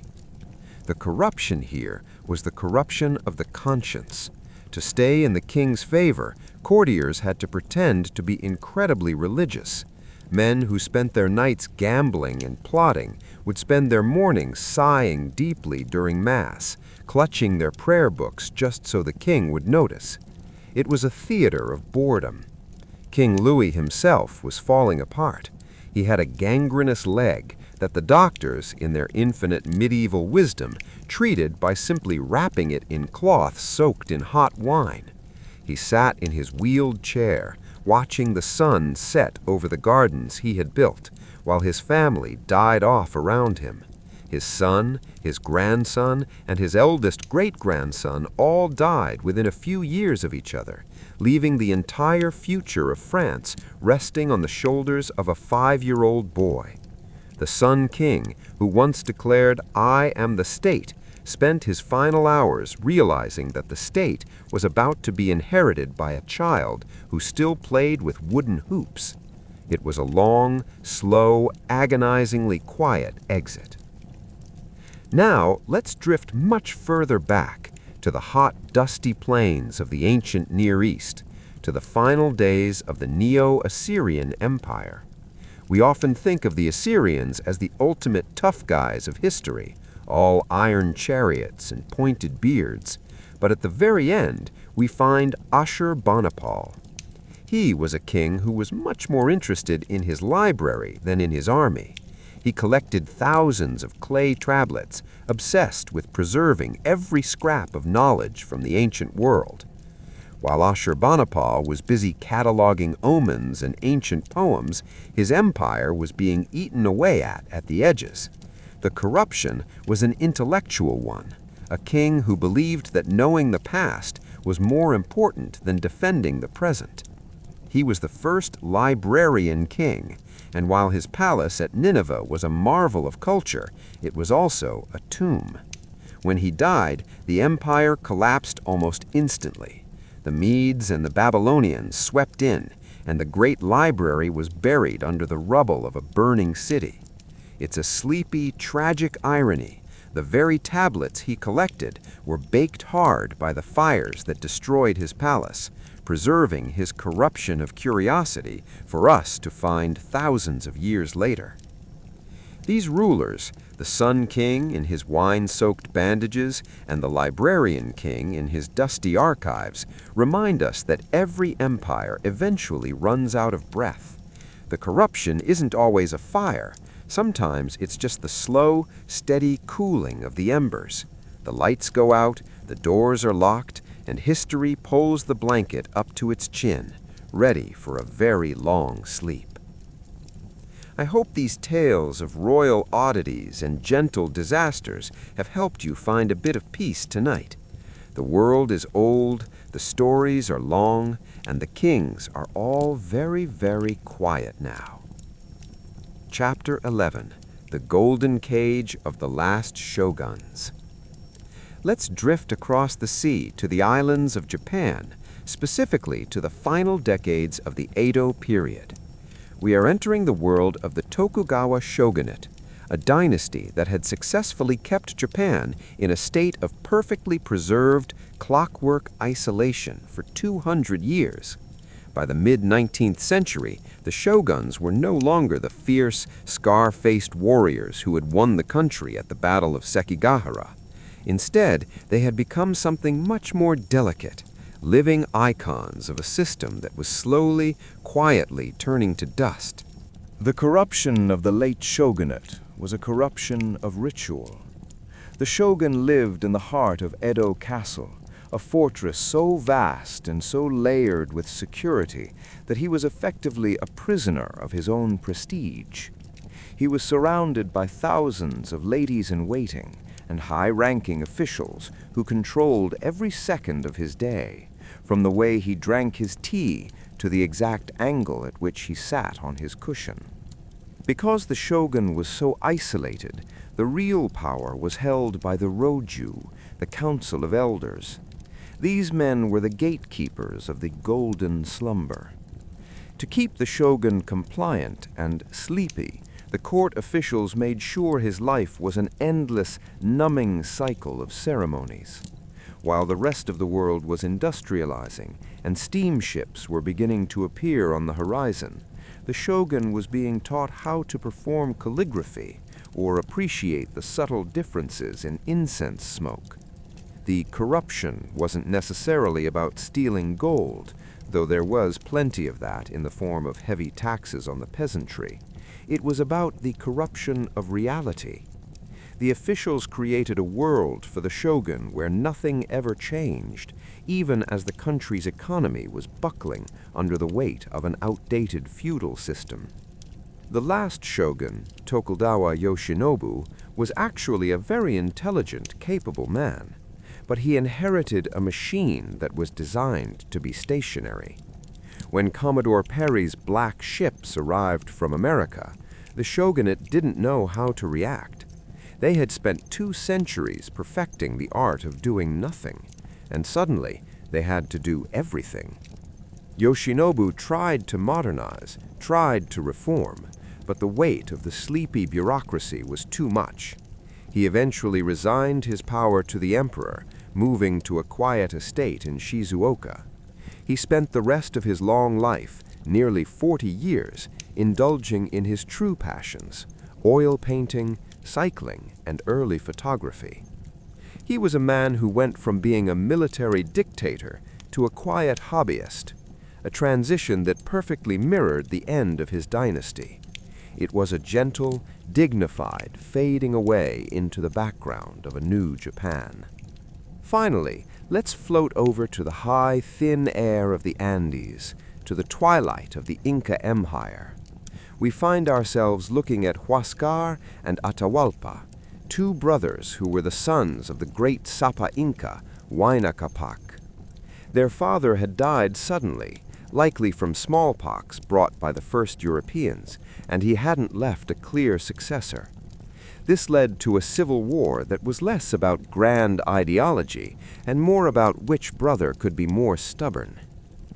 The corruption of the late Incan court was one of divine entitlement. Both brothers believed they were the son of the sun, and therefore the world belonged to them personally. While they were busy fighting each other, the empire's infrastructure, the incredible road systems and storehouses, was being neglected. The corruption was the waste of an entire civilization's resources on a family feud. When Francisco Pizarro and his small band of Spaniards arrived, they found an empire that was physically exhausted by its own internal drama. The story of Atahualpa's capture is a study in royal detachment. He met the Spaniards surrounded by thousands of his subjects, carried on a golden litter, believing himself to be invincible. When he was captured, he tried to buy his freedom by offering to fill a room once with gold and twice with silver. For months, he sat in a porcelain prison, watching as his empire's treasures were melted down into ingots. He remained remarkably calm, even learning to play chess with his captors. It was a quiet, surreal end to a world that had existed for centuries, a god-king playing a board game while his universe was dismantled in the room next door. These rulers, the hobbyist shogun and the chess-playing Inca, show us that the end of a world is often marked by a strange, quiet lucidity.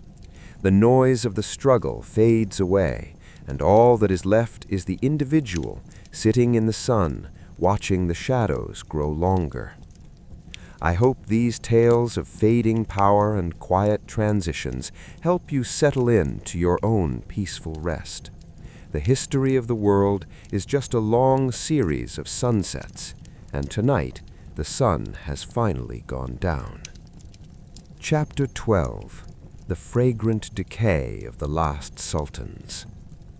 Let's drift back to the shores of the Bosporus, where the minarets of Istanbul cast long, thin shadows over the Dolmabahce Palace. We are observing the final act of the Ottoman Empire, a realm that had once made all Europe tremble, but which had now become known as the sick man of Europe. The air here is thick with the scent of jasmine, heavy coffee, and the quiet, pervasive smell of old library paste. We are looking at Abdul Hamid II, a man who reigned for 33 years by perfecting the art of being a royal hermit.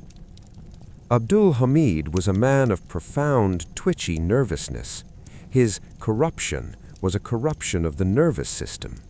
He was so terrified of being assassinated that he rarely left the Yildiz Palace complex. He spent his days in a world of high walls and secret passages, obsessive-compulsive about his security.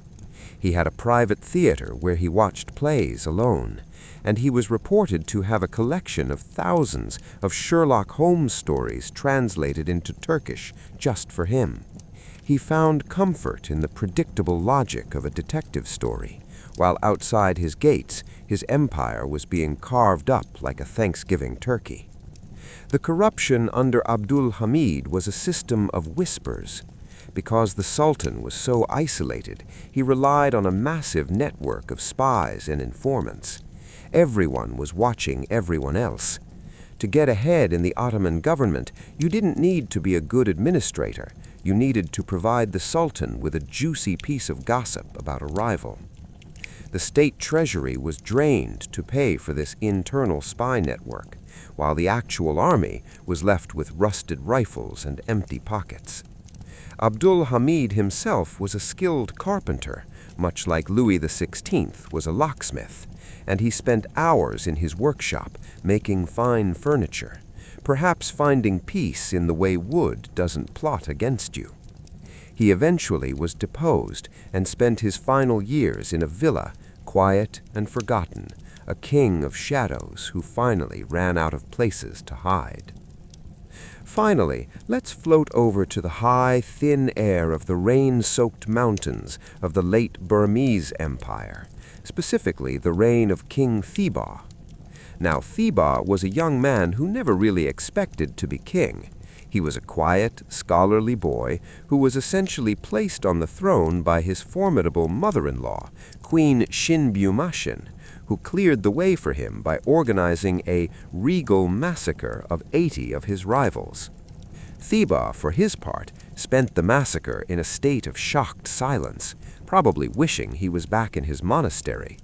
Thibaw's corruption was a corruption of the interior. He lived in the Golden Palace at Mandalay, a place that was meant to be the center of the universe. He was surrounded by white elephants and silk-clad courtiers who were forbidden from touching the ground in his presence. While the British Empire was encroaching from the south, Thibaw was kept in a state of perpetual golden distraction. His court was a place of endless festivals and puppet shows.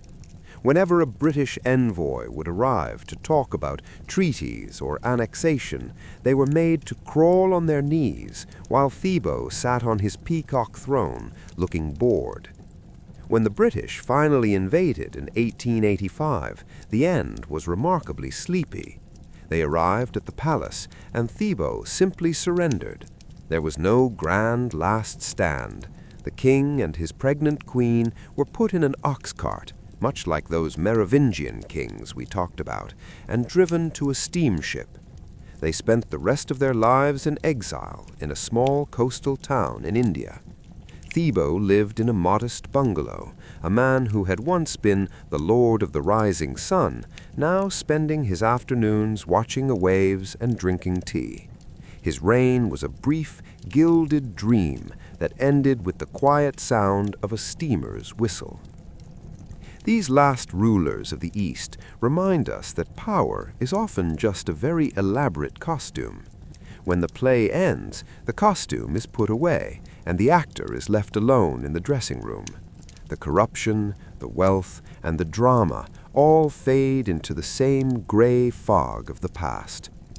I hope these tales of dusty palaces and quiet exiles have helped your mind drift into a calm, still place.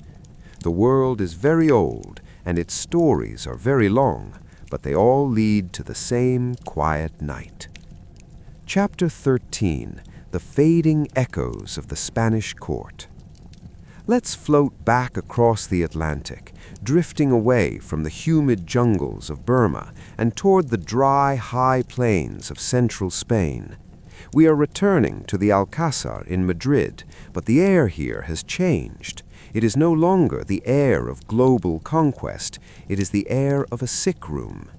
We are observing the final decades of the Spanish Habsburgs, focusing on the atmosphere surrounding Philip IV. Now, Philip was not a man of total inaction. He was a great patron of the arts, the man who gave the world Velázquez. But his corruption was a slow, heavy descent into a world of religious guilt and physical exhaustion. Philip's court was a place where time seemed to have thickened into honey. Everything was governed by a ritual so strict it was almost suffocating. The king's personal life was a study in ironic contrast. He was deeply religious, obsessed with the state of his soul and the purity of his bloodline, yet he reportedly fathered over 30 illegitimate children. His corruption was the corruption of the secret life. He spent his days in agonizingly long prayer sessions, begging for God's forgiveness for the very sins he would likely commit that evening. It was a cycle of indulgence and repentance that left him and his government in a state of permanent melancholy paralysis. While Philip was busy feeling guilty, his favorite, the Count Duke of Olivares, was trying to hold the empire together with string and hope. Olivares was a man of immense energy, but the system he served was designed to fail. The corruption was the cost of maintaining the facade. Spain was bankrupt, its silver fleets were being picked off by pirates, and its people were starving, yet the court continued to host the most expensive theatrical productions in Europe. Philip spent hours watching plays and staring at his own reflection in the masterpieces Velázquez painted of him. He watched himself age, his jaw becoming heavier, his eyes more tired, a king who was slowly turning into a statue while his empire dissolved around him. By the time he died, he was a ghost in his own palace, leaving behind a kingdom that was as fragile as a piece of old lace. Let's gently glide north to the cold, misty shores of Sweden during the reign of Queen Christina. Now, Christina was the daughter of the great warrior king Gustavus Adolphus, but she was entirely uninterested in being the Lion of the North. Her corruption was a corruption of the intellect. She was a woman of immense brilliance who found the business of ruling Sweden, a land of stern Lutherans and endless snow, to be profoundly, devastatingly boring. She wanted to turn Stockholm into the Athens of the North, but she mostly just wanted to talk to philosophers. Her court was a study in expensive, scholarly indulgence. She spent astronomical sums of money on books, manuscripts, and inviting intellectuals like René Descartes to her palace. Poor Descartes reportedly died of pneumonia because Christina insisted on having her philosophy lessons at 5 o'clock in the morning in a drafty, unheated library. She was a queen who treated the national treasury like a scholarship fund. While her generals were fighting the final stages of the 30 Years' War, Christina was in her study, pondering the nature of the soul. Her corruption was her ultimate act of abdication. In 1654, at the age of 27, she simply gave up. She abdicated the throne, converted to Catholicism, which was illegal in Sweden, and moved to Rome. She spent the rest of her life in exile, in a royal celebrity, living in a palace filled with art, meddling in papal politics, and being a general nuisance to the authorities. She was a queen who decided that the crown was too heavy for her head, but the scepter was just the right for a walking stick. She lived a long, strange, and entirely self-indulgent life in exile, a woman who had used an entire kingdom to fund her own personal journey of self-discovery. These two rulers, the guilty king of Spain and the bored queen of Sweden, remind us that the weight of a crown is often felt most by those who don't want to wear it. They find ways to escape, whether into the darkness of a confessional or the bright lights of a foreign city, leaving their kingdoms to drift like rudderless ships in the night. I hope these tales of dusty palaces and quiet exiles have helped your mind drift into a calm, still place. The world is very old, and its stories are very long, but they all lead to the same quiet night. Let's float over the snow-capped peaks of the Alps and settle into the winding cobblestone streets of late 18th century Vienna. We are observing the final flickering moments of the Holy Roman Empire, an institution that, as the old joke goes, was famously neither holy nor Roman nor an empire. At the center of this dissolving dream was Francis II. Now, Francis was a man of incredibly precise habits. He was a man of the Biedermeier era, a time that championed domesticity, quiet gardens, and the radical idea of just staying at home. Francis's corruption was a corruption of the bureaucratic desk. He was a man who truly loved paperwork. He spent his days in a small, cramped office, personally reading through police reports and minor administrative files. He wasn't a grand visionary. He was a man who found comfort in the tiny, mundane details of his subjects' lives. While Napoleon was busy tearing across Europe and redrawing every map in sight, Francis was often preoccupied with whether a specific clerk in a provincial town had been showing up to work on time. The atmosphere in Vienna was one of enforced sleepiness. Because Francis was terrified of the revolutionary ideas coming out of France, he created a state that was essentially a giant shushing sound. He relied on his minister, Prince Metternich, to handle the messy business of international power, while Francis himself retreated into a world of gardening and chamber music. The corruption was a systemic stagnation. To keep the empire stable, every new idea was suppressed, every book was censored, and the entire government became a giant, slow-moving machine designed to prevent anything from ever happening. It was the corruption of the status quo, a kingdom that chose to die in its sleep rather than wake up to a new century.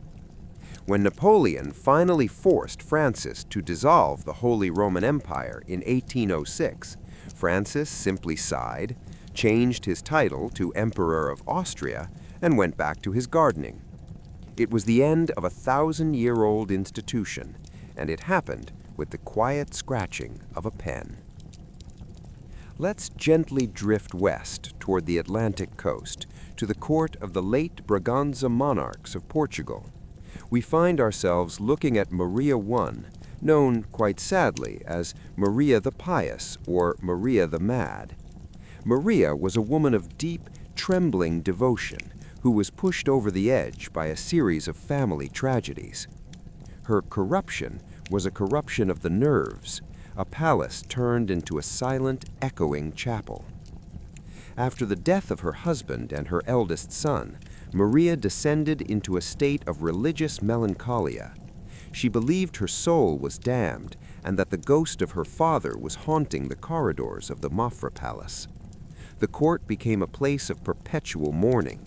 Music was banned, the servants were ordered to walk on tiptoe, and the queen's screams could often be heard echoing through the gardens at night. Because the queen was incapacitated, the government was left in the hands of her son, John VI, a man who was famously indecisive and lived in a state of constant sweaty anxiety. The corruption under John VI was a corruption of the waiting game. He spent his reign trying to please everyone, the British, the French, the Portuguese nobility, and ended up pleasing no one. When Napoleon's troops finally crossed the border, the entire Portuguese court did something truly remarkable. They packed up the treasury, the library, and the royal furniture and sailed away to Brazil. They turned Rio de Janeiro into the temporary capital of a European empire. It was a sleepy, seasick exodus. John VI spent his years in Brazil eating roasted chickens, his favorite food, and avoiding any decision that might lead to conflict. He was a king who ruled from a tropical veranda, a man who had moved his entire world across the ocean just so he wouldn't have to face the one he lived in. These rulers, the bureaucrat of Vienna and the exile of Rio, remind us that when history becomes too loud, the powerful often find ways to turn the volume down. They retreat into paperwork or across the sea, hoping that if they stay very still, the world will forget they are there. I hope these tales of fading empires and quiet retreats have helped your mind drift into a state of gentle, rhythmic calm.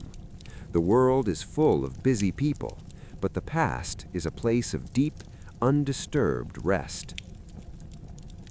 Chapter 15. The Royal Nursery of the Spanish Bourbons. Let's float back down toward the warm, heavy air of Madrid. We are entering the mid-19th century, observing the reign of Isabella II of Spain. Now, Isabella became queen when she was only 3 years old, which meant her entire childhood was a tug-of-war between her mother, Maria Cristina, and various grizzled generals who thought they knew how to run a country better than a toddler.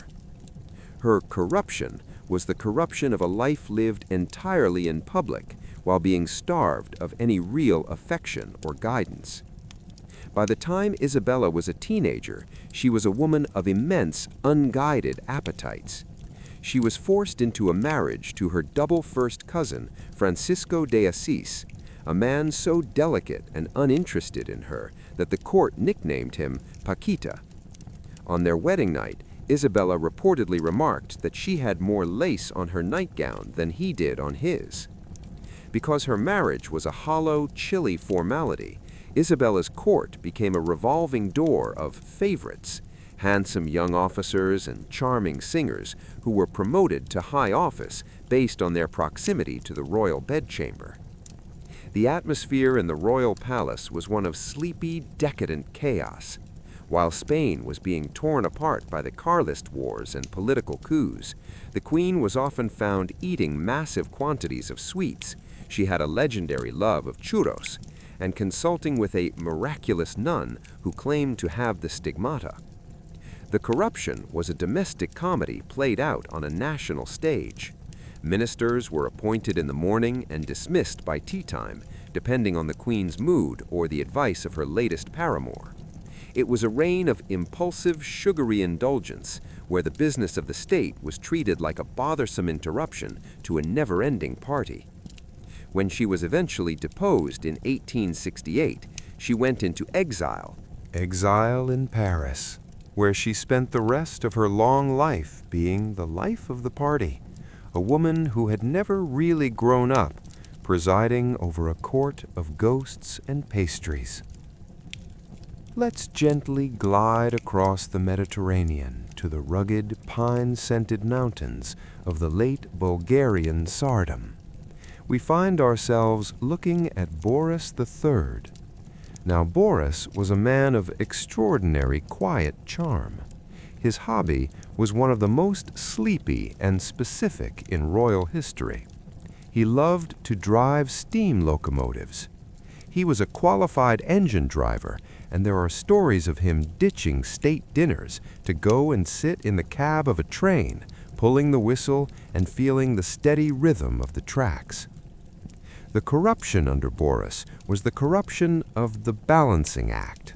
Bulgaria was a small country squeezed between the giants of the mid-20th century. Boris spent his reign trying to stay out of the way. He relied on a system of non-party government, which essentially meant he made all the decisions while pretending he wasn't. The corruption was the slow, careful erosion of democracy in the name of stability. Boris would sit in his garden at Vrana Palace, feeding the birds and talking to his botanists, while his secret police kept a very quiet, very firm lid on any dissent. It was a reign of muddling through. He managed to keep Bulgaria out of the worst of the fighting for years, but the pressure eventually became too much. He died mysteriously in 1943, shortly after a tense meeting with Hitler. Some say his heart simply gave out from the stress of the balancing act. Others whisper of poison. His son, Simeon II, was only 6 years old when he became the last Tsar, a child king who would eventually be deposed by the communists and forced into a long, quiet exile. It was the end of a dynasty that had tried to find safety in the steady, predictable ticking of a train schedule, only to be derailed by the cold reality of the modern world. These rulers, the pastry-loving queen and the train-driving Tsar, remind us that even at the end of the line, people are just people. They look for comfort in sweets or the rhythm of the rails, trying to ignore the fact that the tracks are running out. I hope these tales of royal hobbies and quiet exits have brought a sense of peace to your mind. The world is a complex place, but the past is a story that has already been told, a fire that has already burned down to its soft, gray embers. Chapter 17. The Gilded Solitude of the Last Shahs. Let's drift away from the damp, heavy air of Europe and float toward the high, arid plateaus of Iran. We are settling into the early 20th century, observing the final weary years of the Qajar dynasty. This was a family that had ruled Persia for over a century, but by the time we reach Ahmad Shah Qajar, the crown had become less a symbol of power and more a very expensive, very burdensome hat. Ahmad Shah was a young man of considerable bulk and even more considerable disinterest. His corruption was a corruption of the appetite and the ultimate desire for a quiet life far away from the complexities of his own kingdom. The atmosphere in the Golistan Palace was a profound, sun-drenched stagnation. While the world was fighting the First Great War and oil was becoming the new gold of the desert, Ahmad Shah was mostly preoccupied with his weight and his bank account. He was famously known as the Grocer King because he reportedly bought up massive quantities of grain during a famine, not to feed his people, but to sell it back to them at a profit once the prices rose. It wasn't a grand villainous scheme. It was just the small-minded greed of a man who wanted to make sure he had enough money for his upcoming holidays in Europe. Ahmad Shah found the business of ruling Persia to be incredibly stressful and altogether too warm. He spent as much time as possible in the grand hotels of Paris and the spas of Switzerland, claiming he needed the mountain air for his health. The corruption was the absolute vacuum left behind. While the king was busy enjoying French pastries and watching the sunset over Lake Geneva, his country was being carved into spheres of influence by the British and the Russians. He eventually lost his throne to a military coup while he was, naturally, on vacation. He didn't even bother to go back and fight for it. He lived out his days in a posh Parisian suburb, a quiet, heavy man who preferred the menu of a grand bistro to the decrees of a palace. It was a reign that ended not with a revolution's roar, but with the gentle clink of a silver spoon against a porcelain teacup. Finally, let's gently glide over to the lush emerald hills of the late Ethiopian Empire once more, but this time we are looking at the era of Empress Zewditu. Now, Zewditu was the daughter of the great Menelik II, and she was a woman of ancient, immovable piety. Her corruption was a corruption of the past, a refusal to let the 20th century into her courtyard. She was the empress, but she shared power with her younger, more ambitious cousin, Rastafari, who would eventually become Haile Selassie. Zewditu's court in Addis Ababa was like a living museum. She spent her days in deep prayer, surrounded by priests and traditionalists who whispered that every new invention, the telephone, the car, the modern school, was a work of the devil. The corruption was the paralysis of a dual government. While Rastafari was trying to build roads and join the League of Nations, Zewditu was funding the construction of massive stone churches and insisted on ancient court rituals that took hours to complete. It was a sleepy tug-of-war for the soul of a nation. Zewditu lived in a world of incense and old parchment, a woman who tried to hold back the tide of the future with nothing but her own faith. When she died in 1930, it was said she died of a broken heart after a failed rebellion by her ex-husband, but in reality, she was simply a woman whose time had run out. Her passing was the final quiet closing of a door on the old world. These rulers, the pastry-loving queen and the train-driving Tsar, remind us that even at the end of the line, people are just people. They look for comfort in sweets or the rhythm of the rails, trying to ignore the fact that the tracks are running out. I hope these tales of royal hobbies and quiet exits have brought a sense of peace to your mind. The world is a heavy book, but tonight we are only reading the footnotes. Let's float over the vast, shimmering blue expanse of the Pacific, where the air is thick with the scent of plumeria and the sound of waves hitting the shore with a rhythmic, hypnotic pulse.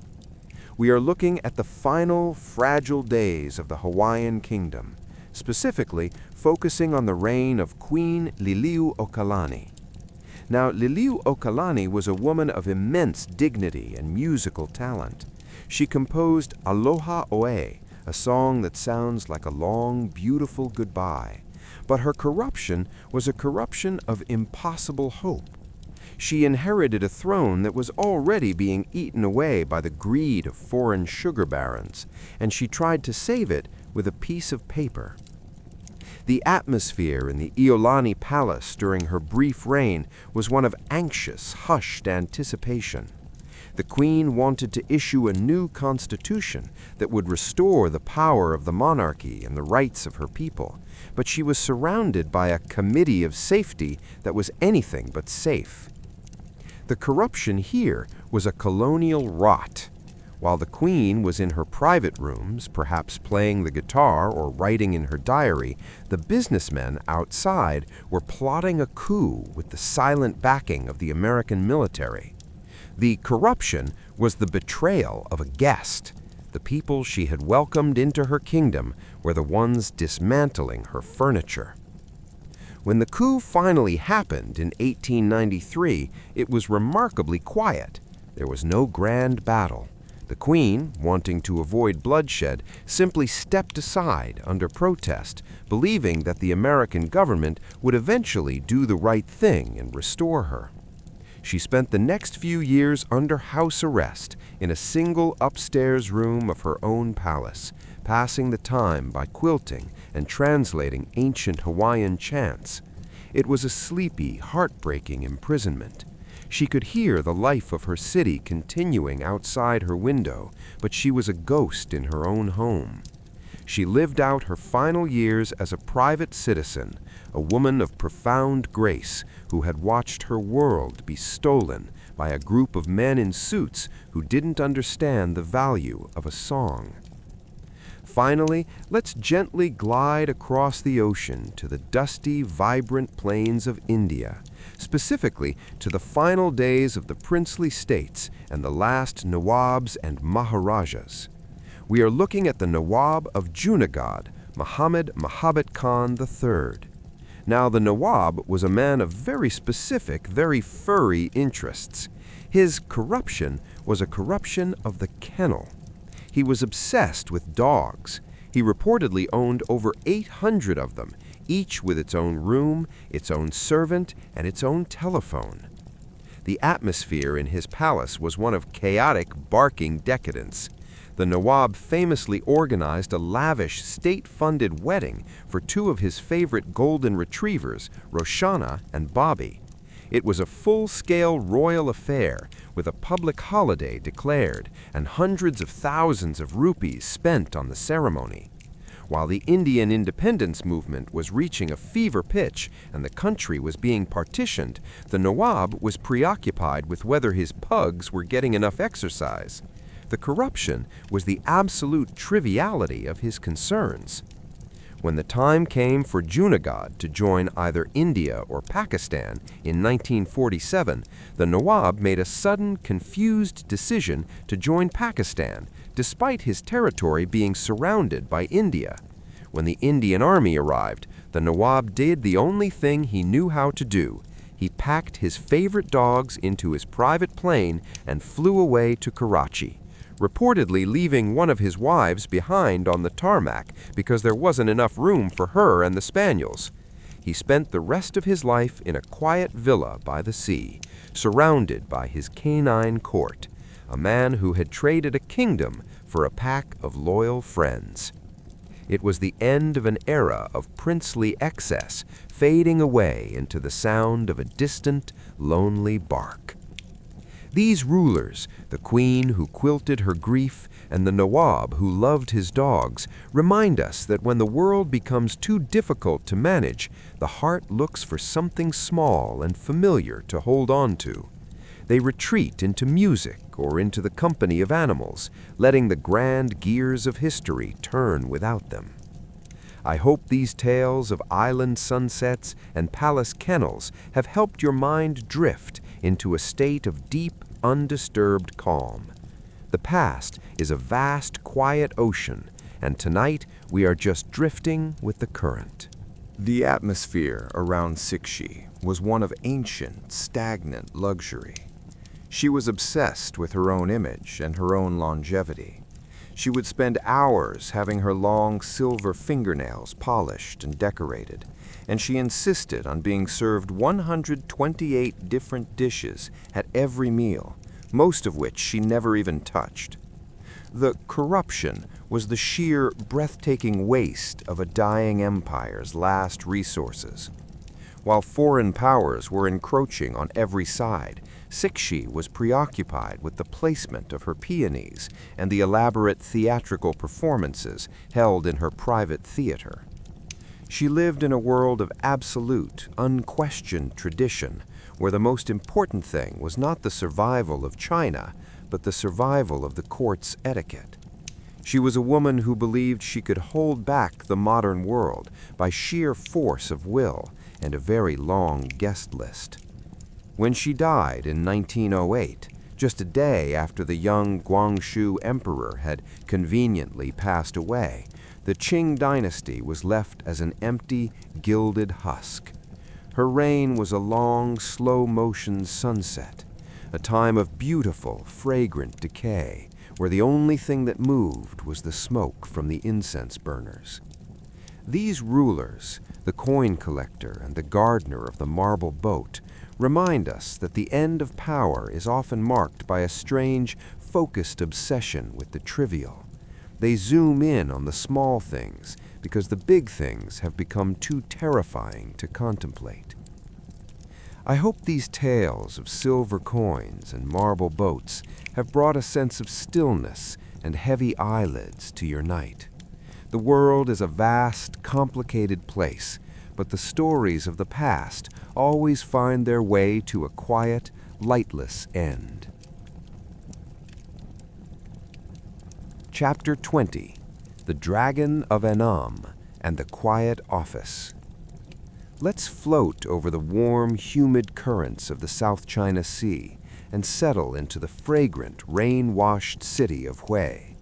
We are entering the imperial city of the Guen dynasty, a place of red lacquer, golden dragons, and a silence so deep it feels like it's been under a spell for centuries.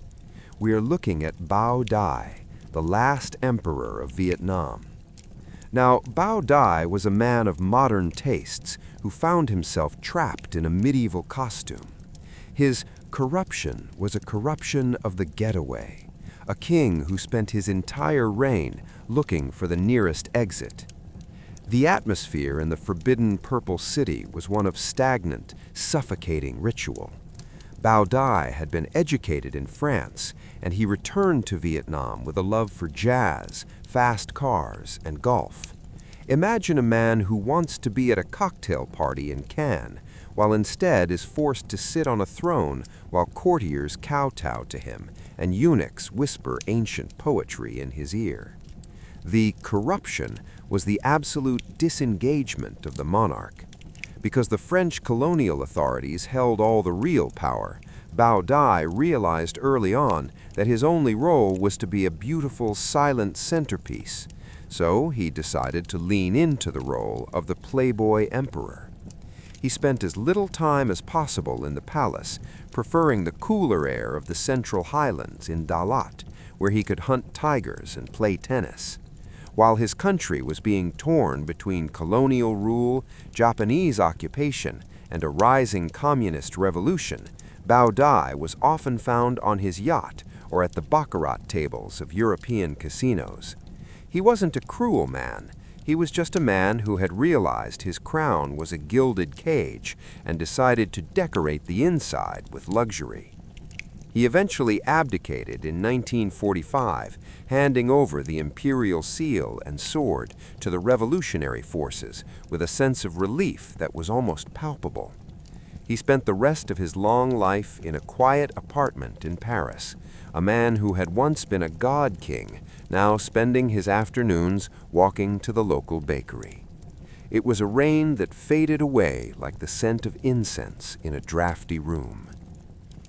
Finally, let's gently glide back to the cold, gray stone of Holyrood Palace in Edinburgh, or perhaps a drafty chateau in the French countryside.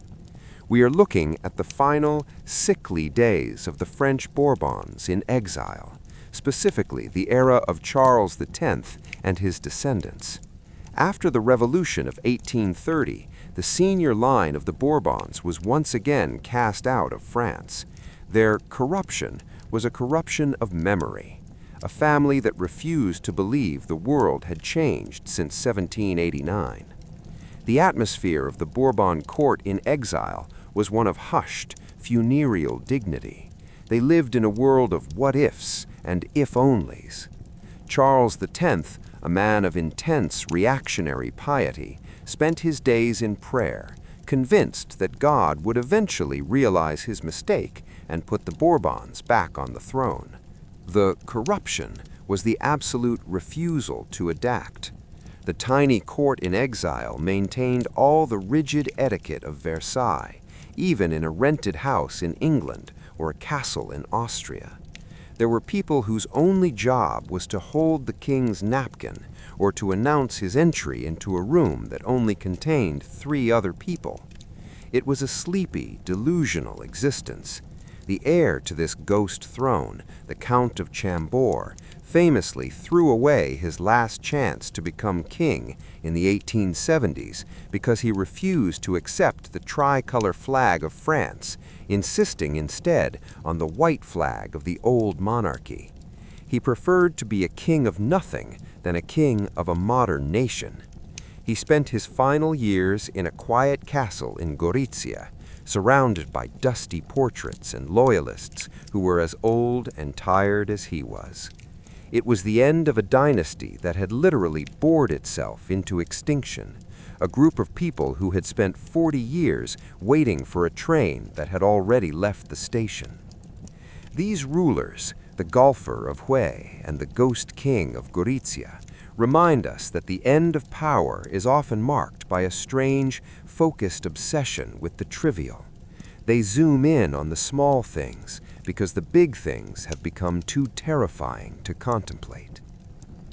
I hope these tales of silver coins and marble boats have brought a sense of stillness and heavy eyelids to your night.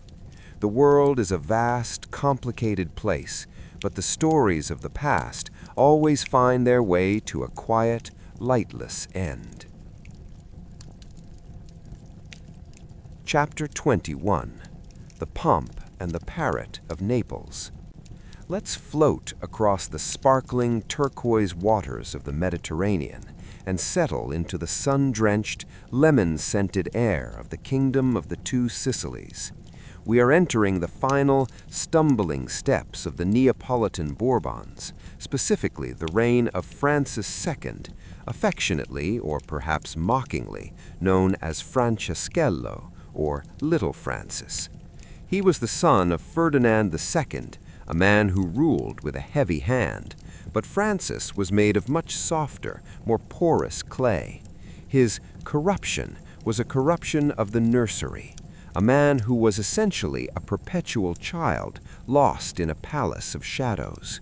The atmosphere in the royal palace of Naples was one of stifled religious gloom. Francis had been raised by a mother who was practically a saint and a father who was a tyrant, leaving him with a temperament that was both terrified and intensely pious. He spent his days in a state of quiet, prayerful indecision, often consulting his wife, Maria Sophie, a brave, energetic Bavarian princess who was essentially the only one in the palace who knew how to load a pistol. The corruption was the absolute paralysis of the state.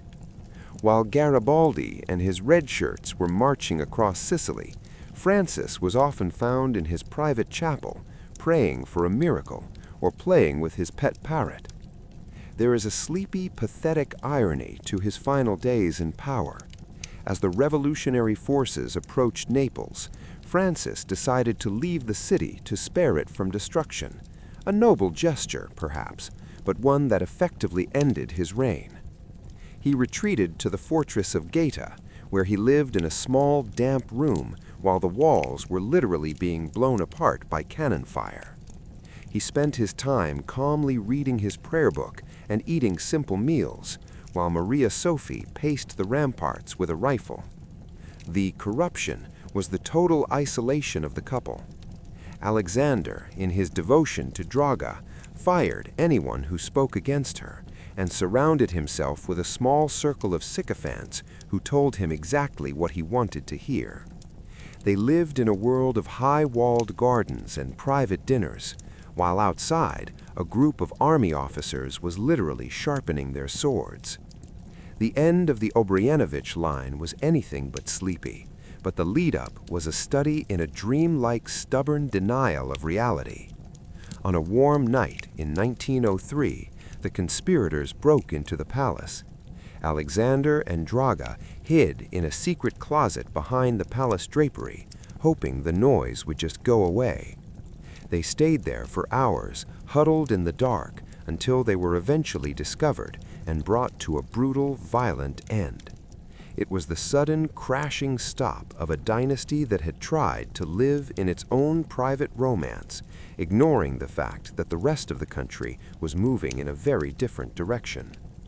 These rulers, the saintly king of Naples and the love-struck king of Serbia, remind us that the heart can be a very dangerous guide for a monarch. They retreat into faith or into each other, creating a private world that the real world will eventually, inevitably, break into. I hope these tales of lemon groves and secret closets have helped your mind drift into a state of deep, undisturbed rest. The world is a place of loud transitions, but history always ends in the same long, comfortable silence.